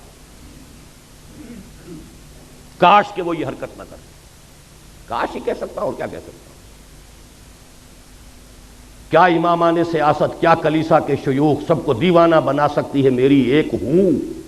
یہ ابلیس کا چکر کہ ہم نے خود شاہی کو پہنایا ہے جمہوری لباس، جب ذرا آدم ہوا ہے خود شناس و خود نگر. اور اس شیطان اور ابلیس کی ہو میں ہماری سب مذہبی جماعتیں جمہوریت جمہوریت جمہوریت، اور اس جمہوریت کا اتنا شور. اگرتلہ سازش کیس ختم، مجیب ہیرو بن کر نکلا. کاش کہ ایسا نہ ہوا ہوتا. کاش. تیسرا، کاش حالات جتنے بھی بگڑے تھے، جتنی بھی خرابی تھی، جو بھی صورت ہوئی ہے، بھٹو کا اس میں رول، مجیب کا رول، یہ شخصیتیں پھر کاؤنٹ کرتی ہیں، اس میں کوئی شک نہیں. وہ تو یہ ہے کہ حمود الرحمان کمیشن اس کی رپورٹ سامنے آئے تو پتہ چلے کس کا کیا رول ہے. کاش، میں صرف کہہ رہا ہوں، یحییٰ خان نے جب معاملہ کیا تھا، الیکشن کا اعلان کیا ہے، کاش کہ وہ مغربی پاکستان کا 1 یونٹ ختم نہ کرتا.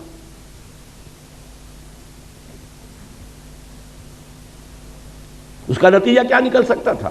پازیٹو. اگر یہ ایک ہوتا یونٹ اور وہ بھی ایک یونٹ، تو اگر 6 نکات پر بھی معاملہ طے ہو جاتا مجیب الرحمان سے، تو قطعاً گھاٹے کا سودا نہیں تھا، گویا کہ کانفیڈریشن ہو جاتی. لیکن وہ 6 نکات جب یہاں کے پروونسز کے اوپر آپ ڈالتے تو اس کا مطلب ہے یہاں 4 ریاستیں وجود میں آتی.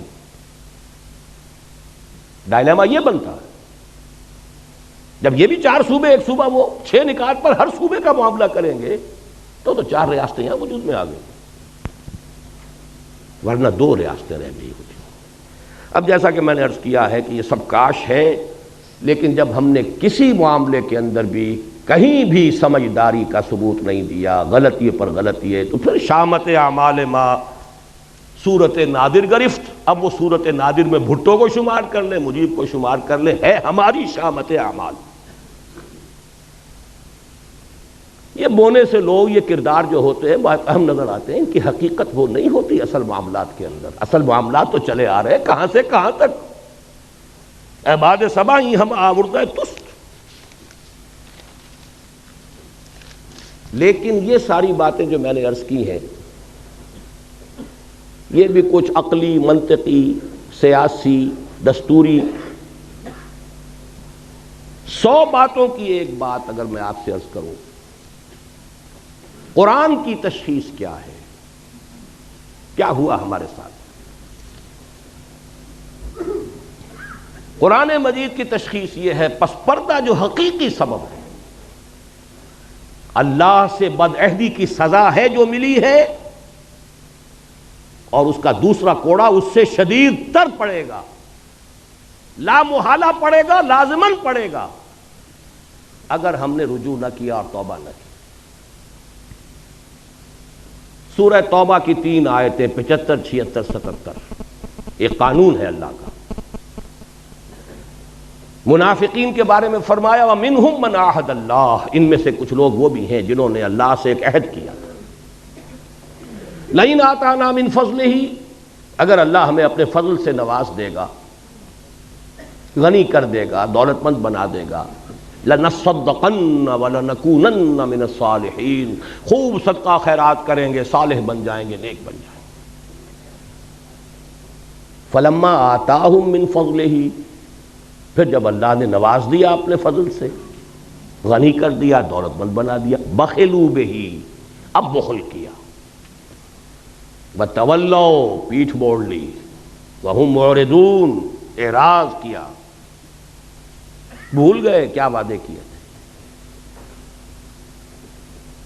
کأن لم یدعونا، ایسا ہو گئے جیسے کہ ہمیں کبھی پکارا ہی نہیں تھا۔ وہ دعائیں گڑ گڑا کر،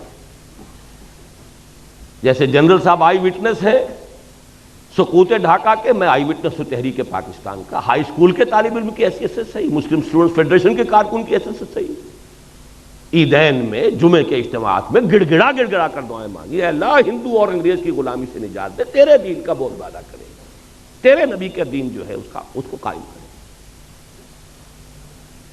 پاکستان کا مطلب کیا؟ لا الہ الا اللہ۔ فلما آتاہم من فضلہ بخلوا بہ وتولوا وہم معرضون، اس کی سزا جو آخرت میں ملنی ہے وہ تو ملنی ہے، دنیا میں جو سزا اللہ نے دی، فَأَعْقَبَهُمْ، عاقبہ عقوبت سے بنا ہے، سزا، فَأَعْقَبَهُمْ نِفَاقًا فِي قُلُوبِهِمْ، اللہ نے سزا کے طور پر ان کے دلوں میں نفاق پیدا کر دیا۔ یہ ہے قانون اللہ کا جو ہم پر 100% لاگو ہوا، بدعہدی کی اللہ سے، خلاف ورزی کی اس معاہدے کی، نفاق، اور نفاق کی 2 شکلیں ہیں جو آج پاکستانی معاشرے کا ہال مارک جسے کہتے ہیں، ٹریڈ مارک کہہ لیجئے، نمایاں ترین، ایک وہ جسے نفاق عملی کہتے ہیں، اذا حدث کذب واذا اؤتمن خان واذا وعد اخلف واذا خاصم فجر، 4 چیزیں ہیں۔ حضور نے فرمایا 4 اوصاف ایسے ہیں کہ جس میں چاروں ہیں کٹر منافق ہے، پکا منافق ہے، ٹھیٹھ منافق ہے، 100% منافق ہے۔ ایک ہے تو اسی نسبت سے نفاق ہے جب تک کہ اس سے وہ باز نہیں آتا۔ وہ 4 چیزیں کیا ہیں؟ بولے تو جھوٹ بولے، وعدہ کرے تو خلاف ورزی کرے، امین بنایا جائے تو خیانت کرے، اور اگر کہیں کوئی جھگڑا ہو جائے تو فوراً آپے سے باہر، اشتعال، توتکار، گالم گلوچ اور مار دھاڑ۔ آپ دیکھ لیجئے اپنے معاشرے میں یہ 4 چیزیں، برا نہ بنائیے، جو جتنا بڑا ہے آپ کے ہاں اتنا ہی بڑا جھوٹا ہے، اتنا ہی بڑا خائن ہے، اتنا ہی بڑا وعدہ خلاف ہے، یہ ہمارے معاشرے کا جو جتنا ہے۔ اور دوسرا نفاق ہوتا ہے نفاق باہمی، قوم قومیتوں میں تقسیم ہو گئی، فرقے واریت ہے، طبقاتیت ہے، لسانیت ہے، صوبائیت ہے، نفاق باہمی اور نفاق عملی، کردار کا دیوالہ نکل گیا، اتحاد ختم ہوا۔ لیکن ہم نے اس جیسا کہ کوئی ضرورت نہیں تفصیل میں جانے کی، ہم نے اس عذاب ادنا سے کوئی سبق حاصل نہیں کیا ہے۔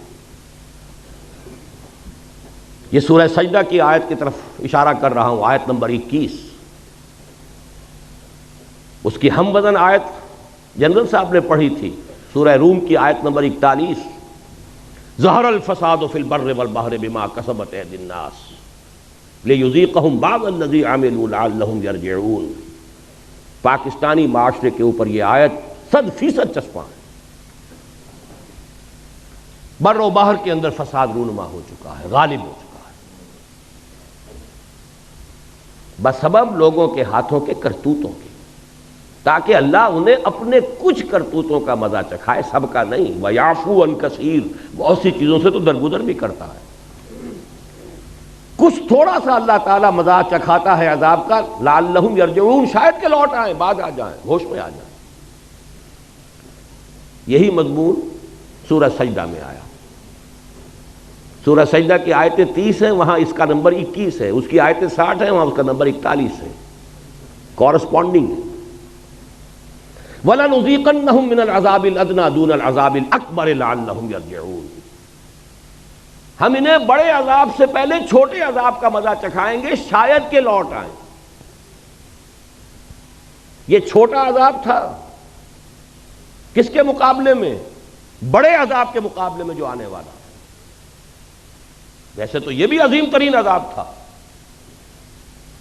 800 برس جن پر حکومت کی تھی، اس کے قیدی بن کر رہے ہیں جنرل صاحب،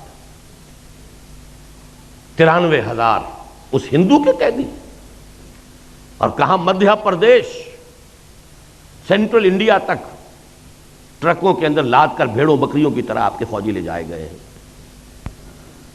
اس ہندو قوم جس پر حکومت کی۔ کہا اندرا گاندھی نے we have ایونجڈ our 1000 years defeat۔ اندازہ کیجئے، موتی لال نہرو کی پوتی، جواہر لال کی بیٹی، لبرل خاندان کوئی ہندوؤں میں ہو سکتا ہے تو چوٹی کا لبرل خاندان وہ ہے، لیکن اس کی ذہنیت بھی یہ ہے we have ایونجڈ our 1000 years defeat۔ ہم نے اپنی 1000 سالہ شکست کا بدلہ چکا دیا، کلنک کا ٹیکا ہے ہمارے ماتھے کے اوپر۔ لیکن یہ عذاب ادنا ہے۔ کیوں میں ادنا کہہ رہا ہوں؟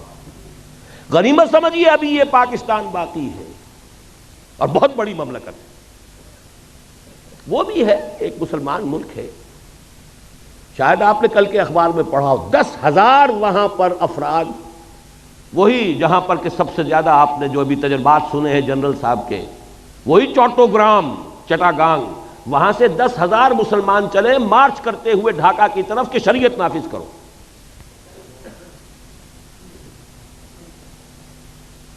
اسلام کے معاملے کا معاملہ، وہ تسلیمہ نسرین کے ساتھ جو کچھ انہوں نے کیا ہے، کیا ان کے اندر مذہبی غیرت نہیں ہے؟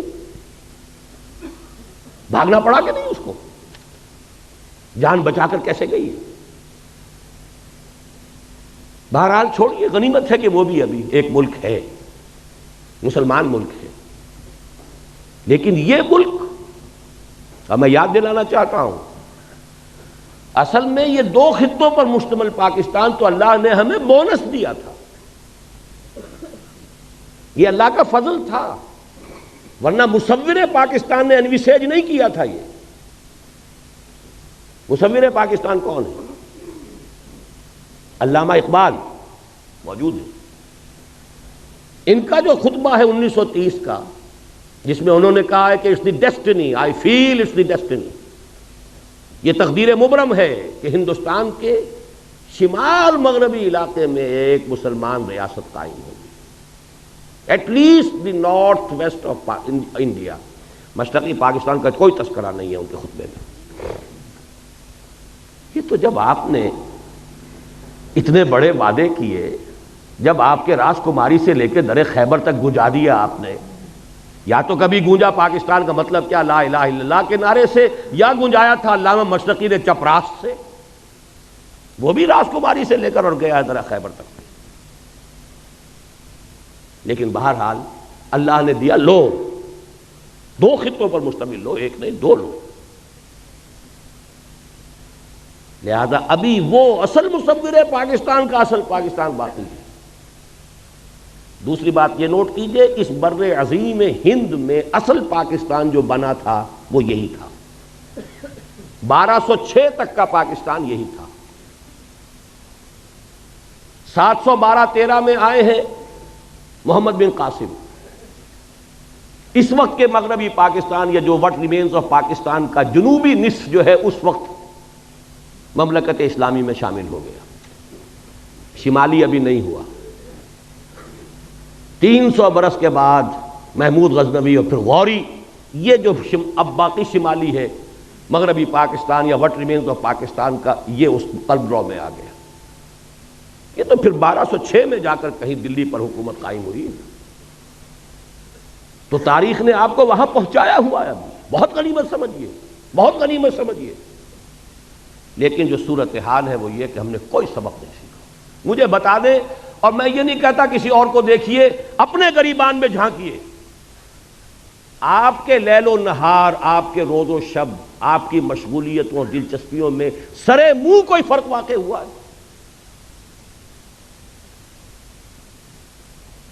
کوئی آپ کی زندگی کا نقشہ بدلا ہو، کوئی پرائرٹیز چینج ہوئی ہو، کوئی ترجیحات بدلی ہو،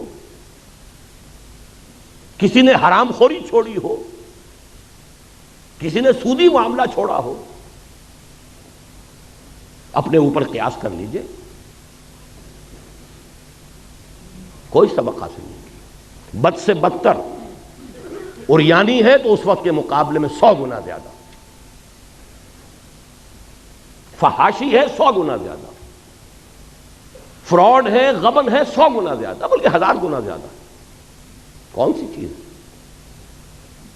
اور نوٹ کر لیجئے، کچھ معاملہ ہے، تقویم ہے اللہ کی، 25 برس کی مہلت اس نے دی تھی۔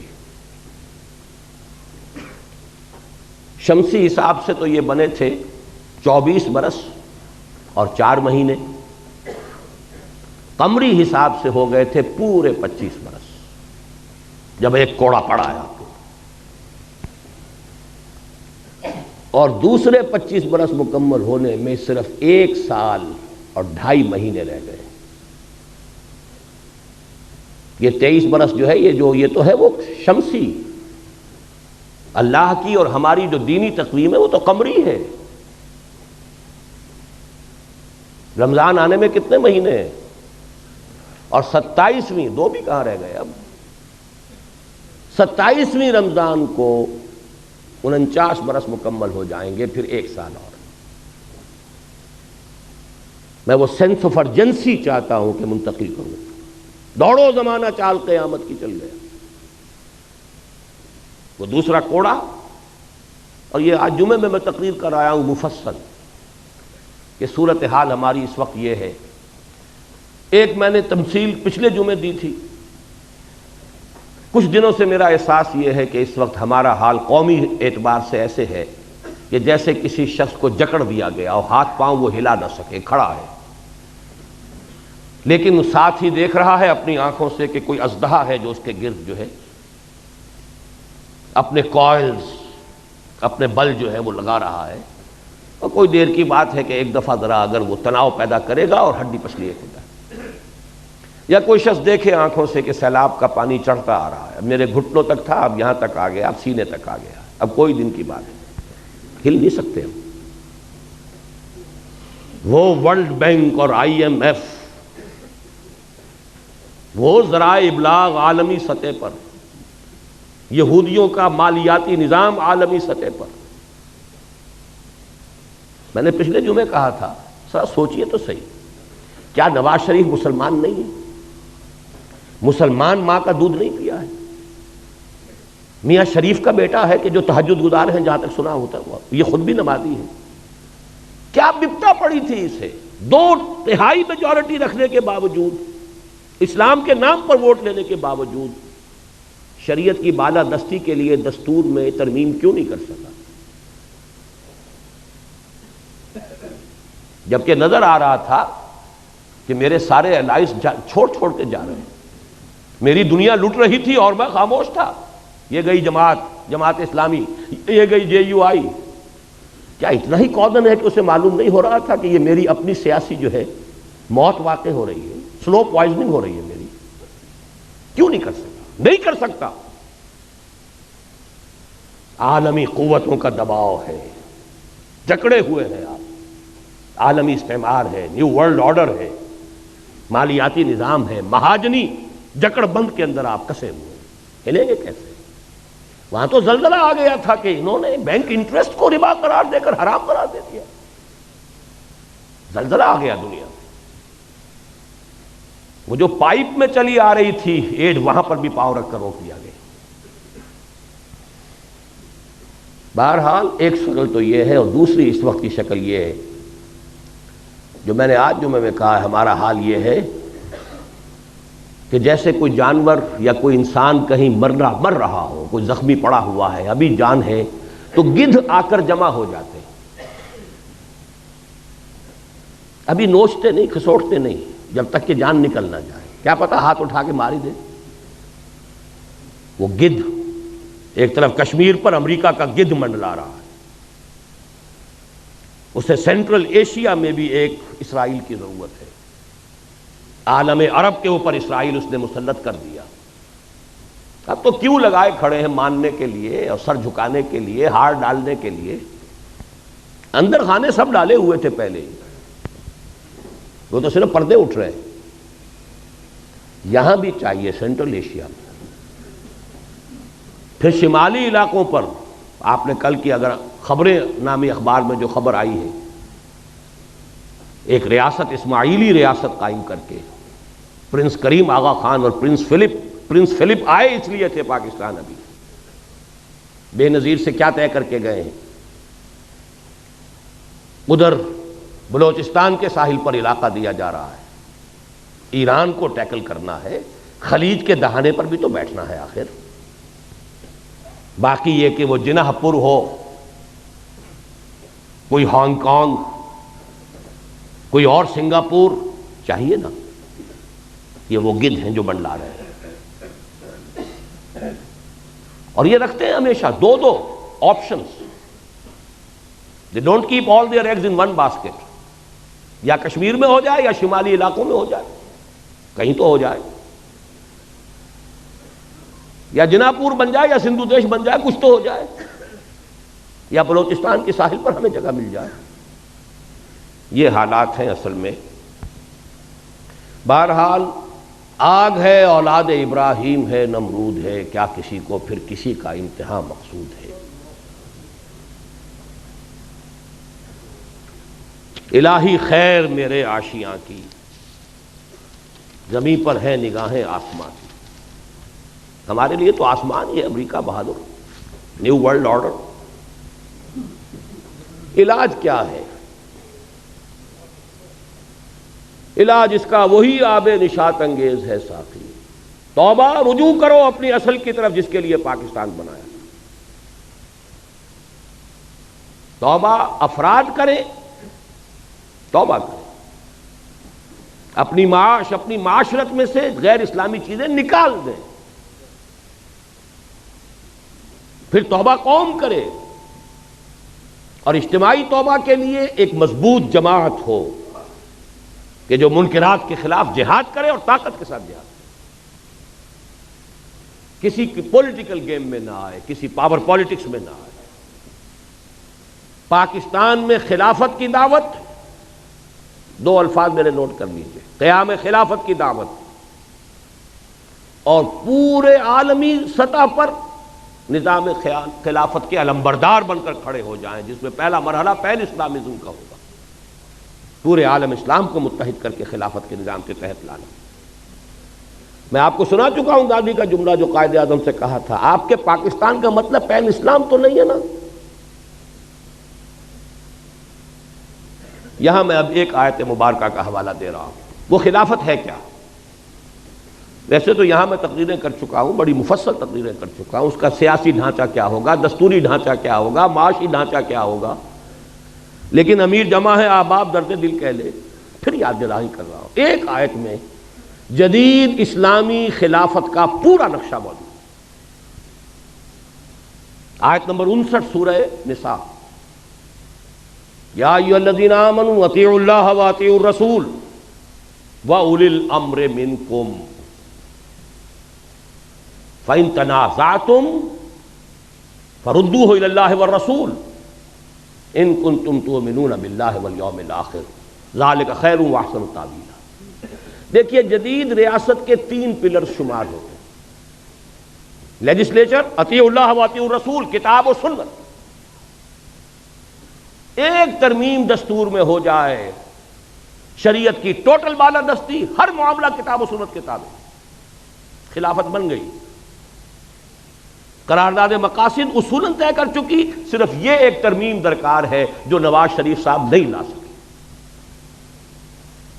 لیکن اس کے لیے بڑی عوامی ایک جد و جہد کی ضرورت ہوگی، جانے دینے کی ضرورت ہوگی. پوری قوم اگر کھڑی ہو گئی، اور پوری قوم سے مراد اتنی معتدل تعداد میں لوگ کہ پوری قوم کے اندر جو ہے ایک آگ لگا دیں، تو کوئی امریکہ کا باپ کچھ نہیں کر سکتا. اور سب سے بڑی بات پھر اللہ کی مدد آئے گی.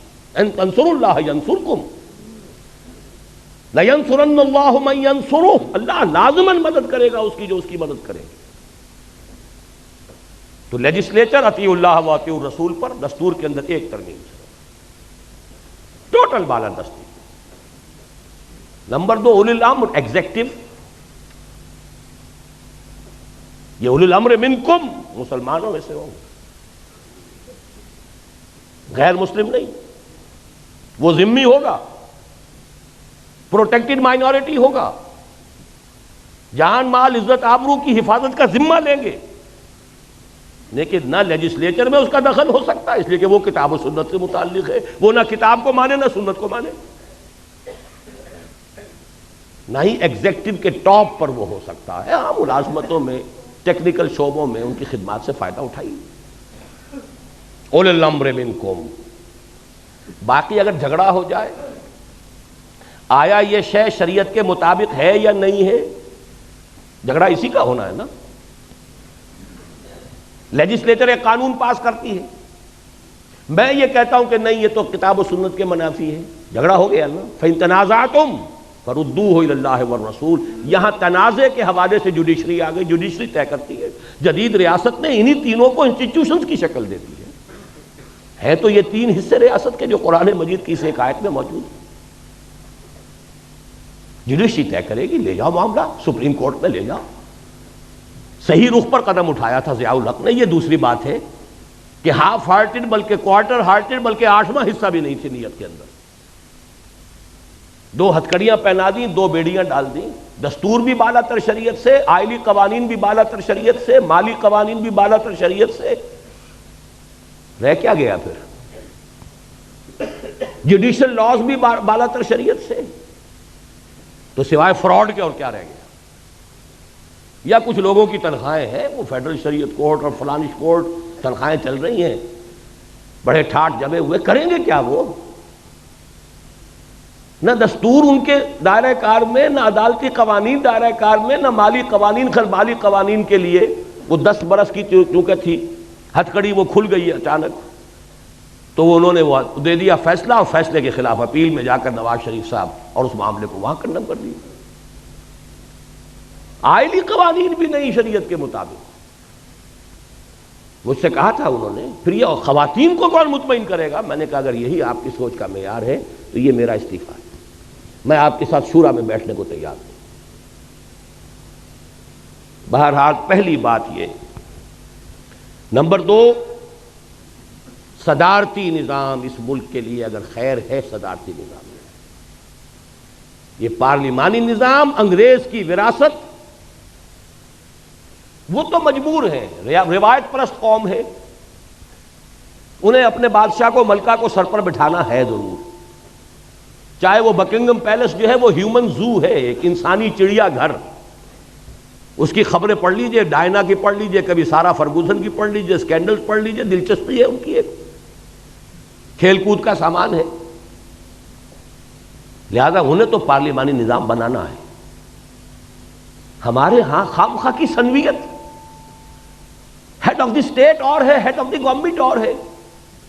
اب وہ ہیڈ آف دی اسٹیٹ یا تو بنے گا چودھری فضل الہی، اور یا بنے گا غلام اسحاق خان، بلکہ اس سے بھی آگے بڑھ کر ضیاء الحق صاحب. مجھے بتا دیجئے تیسری شکل ہے کون سی؟ یہ لعنت ہے، یہ برٹش لیگیسی ہے. اس کا جنازہ جتنی جلدی نکالا جا سکے. لیکن یہ سب کچھ اس کے بعد ہے، شریعت کی ٹوٹل بالادستی پہلے طے ہو، ورنہ کوئی بات نہیں. پھر یہ لعنت چاہے پارلیمانی ہو چاہے صدارتی ہو، سب لعنت، سب شرک، سب کفر۔ جس ملک کے نظام میں شریعت کی بالادستی اور اللہ کی حاکمیت کا نفاذ نہیں ہے وہ شرک ہے، کفر ہے۔ رہنے والے مسلمان ہوا کریں، نظام کافرانہ ہے۔ ایک اور چیز روح عصر کا ایک تقاضا ہے، ٹرو فیڈرل سسٹم۔ اب جیسا کہ وہ علامہ اقبال نے اپنی ابلیس کی مجلس شورا نامی نظم میں ایک بڑا پیارا شعر کہلوایا ابلیس کی زبان سے، ہم نے خود شاہی کو پہنایا ہے جمہوری لباس، جب ذرا آدم ہوا ہے خود شناس و خود نگر۔ اس انسان کے اندر اب ذرا اپنے حقوق، اپنا وہ پاس پیدا ہو گیا ہے، خیال ہو گیا ہے، تو ہم نے کہا چلو ٹھیک ہے، وہ جو انسانی حاکمیت کی ٹنوں کی نجاست ایک شخص کے سر پر رکھی ہوتی تھی کسی فرعون اور نمرود کے، وہ تولا تولا سب میں بانٹ دو، نجاست تو نجاست ہی رہے گی۔ ایسے ہی ایک بات ہے کہ حکمت کا تقاضا ہے، ہر ایک کو اپنی زبان پسند ہے، کوئی زبان مقدس نہیں سوائے عربی زبان۔ پنجابی کو پنجابی پسند ہو، سندھی کو سندھی پسند ہو، نہ سندھی زبان کفر ہے نہ پنجابی زبان کفر ہے۔ لسانی، نسلی جو بھی اکائیاں ہوں ان کو مناسب مقام دینا چاہیے۔ بھارت سے سبق سیکھیے، اس نے لسانی صوبے بنا دیے تو کیا اس کے اندر کمی آ گئی؟ کیا کوئی کمزوری پیدا ہو گئی بھارت میں؟ ہر صوبے کی اپنی زبان ہے، اپنے زبان میں سارا پروونشل معاملہ چل رہا ہے۔ سینٹر کے ساتھ معاملہ ہوگا یا بین الصوبائی ہوگا وہ انگریزی میں ہوگا۔ تامل ناڈو تامل زبان، آندھرا پردیش تیلگو زبان، کیرالہ میں ملیالم زبان، بے شمار زبانیں ہیں، کوئی معمولی تو کون سی قیامت آ گئی؟ 1 کروڑ کی نفری کی اگر کوئی لسانی یا کوئی نسلی عصبیت ہے اسے ایکنالج کرو، give it the due respect, اس کی نفی مت کرو۔ ہاں اس سے چھوٹی چھوٹی تو ظاہر بات ہے کہاں سے کہاں تک تقسیم ہوگا۔ زبان تو لاہور سے گجرانوالہ پنجابی بدل جاتی ہے، گجرانوالے سے سیالکوٹ جا کے بدل جائے گی، وہ اور بات ہے۔ لیکن جو موٹی موٹی تقسیمیں ہیں ان کے مطابق کوئی حرج نہیں ہے۔ یونائٹڈ اسٹیٹس آف پاکستان بن جائے کوئی حرج نہیں، فیڈرل گورنمنٹ مضبوط، لیکن یہ کہ اس کے ساتھ اسٹیٹس کو آٹونومی دیجیے، اپنا ڈیولپ کرو۔ ہاں شریعت کے خلاف کوئی شے ہونے نہیں دیں گے، یکجہتی کی ذمہ دار فیڈرل گورنمنٹ ہوگی۔ آج دنیا میں نظام چل رہا ہے، امریکہ کا نظام اور ہے کیا، صدارتی نظام، وہ بھی لیا ہے خلافت سے۔ ہر کجا بینی جہان رنگ و بو، آنکھ از خاکش بروید آرزو، یاز نور مصطفیٰ اورا بہاش، یا ہنوز اندر تلاش مصطفیٰ۔ شیطان کو جمہوریت اس لیے دینی پڑی ہے کہ خلافت راشدہ میں عوام کو ایک حق دیا گیا ہے، مسلمانوں کا منتخب خلیفہ ہوگا، مسلمانوں کی رائے ہوگی، امر المسلمین ہوگا، تاریخ انسانی میں پہلی مرتبہ اسلام نے دیا ہے، تب شیطان کو بھی پیروی کرنی پڑی۔ تو اب اگر کوئی دنیا کی اچیومنٹس ہیں ان کو ایکنالج کیجئے۔ تیسری بات یہ، اور یہ جیسا کہ میں نے عرض کیا سندھ کے مسئلے میں سیاستدانوں کے اپنے معاملات ہوتے ہیں، کبھی الطاف حسین صاحب کا کوئی بیان آ جائے گا، کبھی کوئی بیان آ جائے گا، کبھی صوبہ چاہیے کبھی نہیں چاہیے۔ وہ تو سیاست میں تو سیاستدان پیترے بدل بدل کر اپنی جو بھی اس کے ساتھ نیگوسیشنز ہیں، بارگیننگ ہے، بدلتی رہے گی۔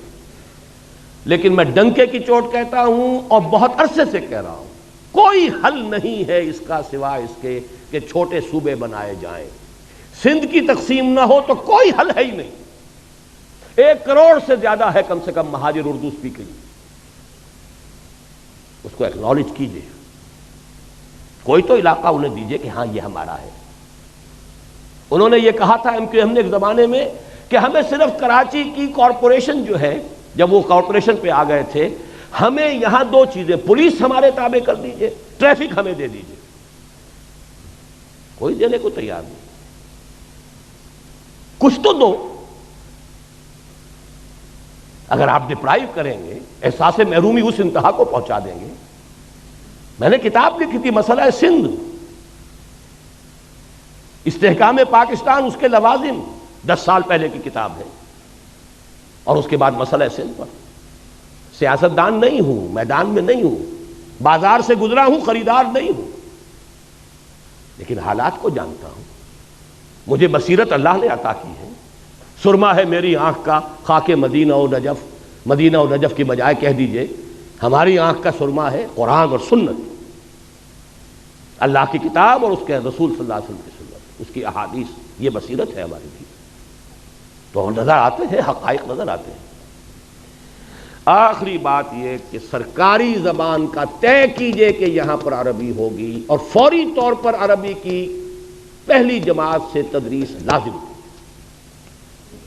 20 برس کے اندر اندر کایا پلٹ جائے گی اس ملک کی، اور یہ پورے عالم عرب کے ساتھ کنٹینیوس اس کا معاملہ۔ پین اسلامزم کی طرف قدم اگر بڑھے گا تو اس کے حوالے سے بڑھے گا، اور اس کے بعد آپ کا مسئلہ حل ہوتا ہے۔ اور سب سے بڑی بات جو ہم نے آیات آج پڑھی تھی، بنی اسرائیل کے بارے میں وہ ساری بحث کرنے کے بعد کیا فرمایا تھا، جو ہم پر بھی 100% راست آتا ہے، عسیٰ ربکم ان یرحمکم، تمہارا رب اب بھی تم پر رحم فرمانے کے لیے تیار ہے، وَإِنْ عُدْتُمْ عُدْنَا، لیکن اگر تم نے پھر وہی روش اختیار کی ہم بھی وہی کچھ کریں گے۔ وَجَعَلْنَا جَهَنَّمَ لِلْكَافِرِينَ حَصِيرًا، اور جہنم تو ہم نے تیار کی ہوئی ہے کافروں کے لیے، وہ باڑا تیار ہے۔ إِنَّ هَذَا الْقُرْآنَ يَهْدِي لِلَّتِي هِيَ أَقْوَمُ، اور اللہ کی رحمت کا دروازہ شاہ درا یہ قرآن ہے۔ آنا ہے صاحبان تلے، یہ قرآن کا سایہ ہے، داخل ہونا ہے رحمت خداوندی میں، یہ شاہ درا ہے، یہ دروازہ ہے۔ ان ھذا القرآن یہدی للتی ہی اقوم، سمجھ لیجئے اچھی طرح، میں نے اگر اپنی زندگی کے 30 برس لگائے ہیں اس قرآن مجید کے پڑھنے پڑھانے سیکھنے سکھانے، انجمن بنانے اور قرآن اکیڈمی بنانے اور قرآن کالج بنانے، قرآنی تربیت گاہیں اور کیسٹس، تو یہ کوئی مولویانہ میرا کوئی پیشہ نہیں ہے۔ میں نے تو سن 54 میں MBBS کیا تھا، یہ کوئی میرا مشغلہ نہیں، کوئی ہابی نہیں، یہ اس تشخیص پر ہے۔ یہ سارا کام ہوگا قرآن کے ذریعے۔ خار از محجوری قرآن شدی، شکوہ سنجے گردش دوران شدی، اے تو شبنم بر زمیں افتندئی، در بغل داری کتاب زندگی۔ وہ زمانے میں معزز تھے مسلمان ہو کر، اور تم خار ہوئے تاریک قرآن ہو کر، لہذا اس رکوع میں بھی آخر میں یہی آیات آ رہی ہیں، ان ھذا القرآن یہدی للتی ہی اقوم وَيُبَشِّرُ الْمُؤْمِنِينَ الَّذِينَ يَعْمَلُونَ الصَّالِحَاتِ أَنَّ لَهُمْ أَجْرًا كَبِيرًا وَأَنَّ الَّذِينَ لَا يُؤْمِنُونَ بِالْآخِرَةِ أَعْتَدْنَا لَهُمْ عَذَابًا أَلِيمًا۔ لہذا اس کے ذریعے سے یہ ہوگا، پہلی جماعت سے عربی زبان کی تعلیم شروع کیجئے تو لامحالہ قوم بحیثیت مجموعی قرآن سے قریب تر ہونی شروع ہو جائے، اس عمل کا آغاز تو ہو جائے۔ باقی تفاصیل میں نہیں جا رہا، وہ تو یہ کہ ایک جو ہے دستور کی بات طے ہو جائے کہ کتاب و سنت کی بالادستی، دی بال ول بی سیٹ رولنگ، وہ تو گیند جو ہے چل شروع ہو جائے گی، بھئی یہ حرام ہے، یہ حرام ہے، چھوڑو، آلٹرنیٹو لیجسلیشن کرو، لیجسلیشن کرتا چلا جائے۔ بہرحال اس کے سوا میں پورے انشراح صدر کے ساتھ کہہ رہا ہوں، پاکستان کے لیے کوئی بچاؤ نہیں۔ اقبال کا وہ شعر کہ اپنی ملت پر قیاس اقوام مغرب سے نہ کر، خاص ہے ترکیب میں قوم رسول ہاشمی، 100% منطبق ہوتا ہے تو پاکستان، یہاں کوئی اور شے نہیں ہے جو اسے استحکام دے سکے، کسی بنیاد پر مستحکم ہو ہی نہیں سکتا سوائے اسلام۔ اور اگر ادھر نہیں آئیں گے تو اللہ کے عذاب کا دوسرا کوڑا، تمہاری داستان تک بھی نہ ہوگی داستانوں میں۔ اللہ تعالیٰ اس انجام بد سے ہمیں بچائے، ہمیں توبہ کی توفیق عطا فرمائے، اور یہ توبہ ان فرد سے شروع ہوگی، اپنی جگہ ہر شخص جو ہے اس توبہ کے لیے تیاری کرے۔ یہ تقسیم منطقی ہے تو پھر سرائیکی صوبے کے قیام کے بارے میں کیا رائے ہے؟ میں تو اس کے حق میں ہوں، میں تو کہتا ہوں 1 کروڑ کی بنائیے، 12 صوبے بنائیے اس ملک کے، اور جو بھی اس ملک کا ویل وشر ہے ہمیشہ یہی کہتا ہے یہ صوبائیت کی لعنت ختم اس سے ہوگی، چھوٹے صوبے بنائیے۔ آپ نے نہ معلوم کتنے نئے ضلع بنا لیے، نئے ڈویژن بنا لیے، نئی تحصیلیں بنا لی، نئے سب ڈویژن بنا لیے، صوبہ معلوم ہوتا ہے کہ قرآن و سنت کا لکھی ہوئی کوئی لکیر ہے، آسمان سے اتری ہے، انگریز کے بنائے ہوئے صوبے، اور وہ مقدس ہو گئے۔ ان کو تو ایک مرتبہ توڑ کر اور کم سے کم 12 صوبے اس ملک کے جو ہے 1 کروڑ کے انداز کا ایک صوبہ بننا چاہیے، اور اس میں لسانی جو ہے معاملات کو بھی سامنے رکھیے۔ اگر پٹھان کہتے ہیں ہمارے صوبے کا نام پختونخوا بنائیے، کیوں آپ کے پیٹ میں مروڑ اٹھتا ہے؟ کیوں آپ کا نام پنجاب ہے اس صوبے کا؟ اور سرحدی صوبہ نام رکھا ہوا، کون سی سرحد؟ پاکستان کے 4 صوبے سرحدی صوبے ہیں۔ پنجاب اس کا شمال مشرقی سرحدی صوبہ ہے، سندھ جو ہے اس کا جنوب مشرقی سرحدی صوبہ ہے، بلوچستان اس کا جنوب مغربی سرحدی صوبہ، یا تو سب کے نام یہ رکھ دیجئے، تب بھی کوئی منطق ہے، کوئی دلیل ہے؟ ورنہ ہندوستان اتنے بڑے ملک میں تو شمال مغربی سرحدی صوبے کے کوئی معنی تھے، آج کیا معنی ہے اس کے؟ بلوچستان بلوچوں کا صوبہ ہے، بلوچستان نام ہے کہ نہیں ہے؟ بعض چیزوں کو خام خواہ جو ہے ہم نے اس کے ساتھ الرجی بنائی ہوئی ہے، اور ان چیزوں کو جو پوج رہے ہیں بیٹھ کر کچھ لوگ، کچھ دانشور جو ہیں، ان کو اس کے سوا کوئی اور چیز سوچتی نہیں۔ نئے صوبے بنائیے، نئے نام رکھیے۔ کہیں ہندوستان میں تامل ناڈو نام سے کوئی صوبہ تھا؟ اکثریت وہاں کے صوبوں کے نام بدل چکے ہیں۔ آندھرا پردیش کہیں تھا دنیا میں؟ تامل ناڈو کہیں تھا دنیا میں؟ سب صوبے بدل گئے۔ پنجاب جو ہم چھوڑ کر آئے تھے، جو تقسیم کے وقت چھوٹا پنجاب تھا، 3 ریاستیں بن چکی ہیں، اس کی 3 اسٹیٹس ہیں، ہماچل پردیش، ہریانہ جہاں سے میرا تعلق ہے وہ علیحدہ ریاست ہے، پنجاب، اور یہ پنجاب بڑا تھا۔ بہرحال اگر آپ ایک ملک کی وحدت کو قائم رکھنا چاہتے ہیں تو ان چھوٹے صوبے چھوٹے، اور انہیں زیادہ سے زیادہ آٹونومی دیجئے خدا کے لیے، ورنہ یہ جو کچھ ہو رہا ہے کچھ مفاد پرست طبقات ہیں۔ آپ نے 1 یونٹ بنایا، لیکن یہاں کا جو پنجابی سرمایہ دار تھا لاہور کا خاص طور پر، اس نے وہ بے ایمانی کی ہے، اس نے پنجاب کو یہاں جو ہے 1 یونٹ کا دارالخلافہ بنایا۔ اس سے بڑی بے ایمانی کوئی ہو سکتی؟ ہندوؤں نے امرتسر میں 1 اینٹ نہیں رکھی پاکستان بننے کے بعد، آزادی کے بعد، صوبائی دارالحکومت بنایا چندی گڑھ پہاڑوں میں جا کر، اور آپ پورے پاکستان کا ایک صوبہ بنا کر اور صدر مقام بنا رہے ہیں لاہور شریف کو۔ کس حساب سے صحیح ہے؟ جغرافیہ کے حساب سے صحیح نہیں، ڈیفنس کے حساب سے صحیح نہیں، لسانی اعتبار سے صحیح نہیں۔ آپ ملتان بناتے، ڈیرہ غازی خان بناتے، ہر اعتبار سے وہ مرکز تھا، لسانی اعتبار سے مرکز۔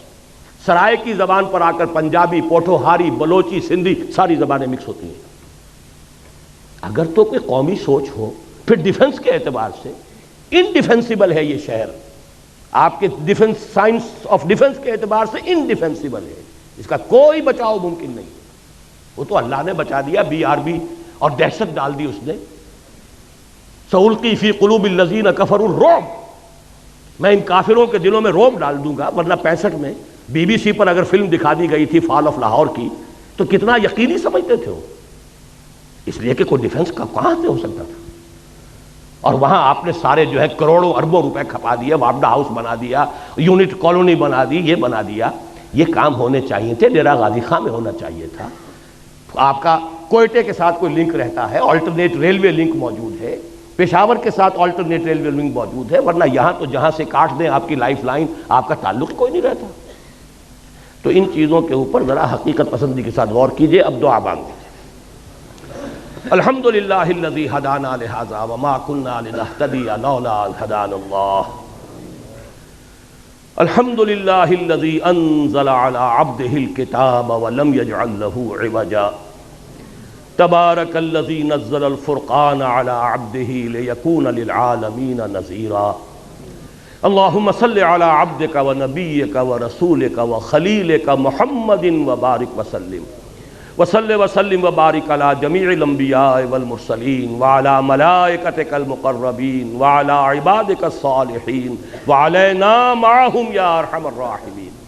اللہم ربنا نور قلوبنا بالایمان واشرح صدورنا للاسلام، اللہم انصر من نصر دین محمد صلی اللہ علیہ وسلم، من کانوا وحیث کانوا واجعلنا منہم، اللہم ربنا اجعلنا منہم۔ اے اللہ اپنے ہر اس بندے کی مدد فرما جو تیرے نبی کے دین کی خدمت کر رہا ہو، خواہ وہ کوئی بھی ہو، کہیں بھی ہو، اور اے اللہ ہمیں بھی توفیق دے کہ ہم ان کے ساتھ شامل ہوں، ان کے دست و بازو بنیں۔ اللہم اخذل من اعرض عن دین محمد صلی اللہ علیہ وسلم من کانوا وحیث کانوا ولا تجعلنا معہم۔ اے اللہ ہر اس شخص کو ذلیل اور خوار اور رسوا کر دے جو تیرے نبی کے دین سے روگردانی کر رہا ہو، خواہ وہ کوئی بھی ہو، کہیں بھی ہو، اور اے اللہ ہمیں بچا اس سے کہ ہم ان کے دھوکے میں آ کر ان کے پھندے میں پھنس جائیں۔ ربنا تقبل منا انک انت السمیع العلیم، پروردگار ہماری اس دعا کو قبول فرما، یقیناً تو سب کچھ سننے والا اور جاننے والا ہے۔ وصلی اللہ تعالی علی خیر خلقہ محمد وآلہ واصحابہ اجمعین برحمتک یا ارحم الراحمین۔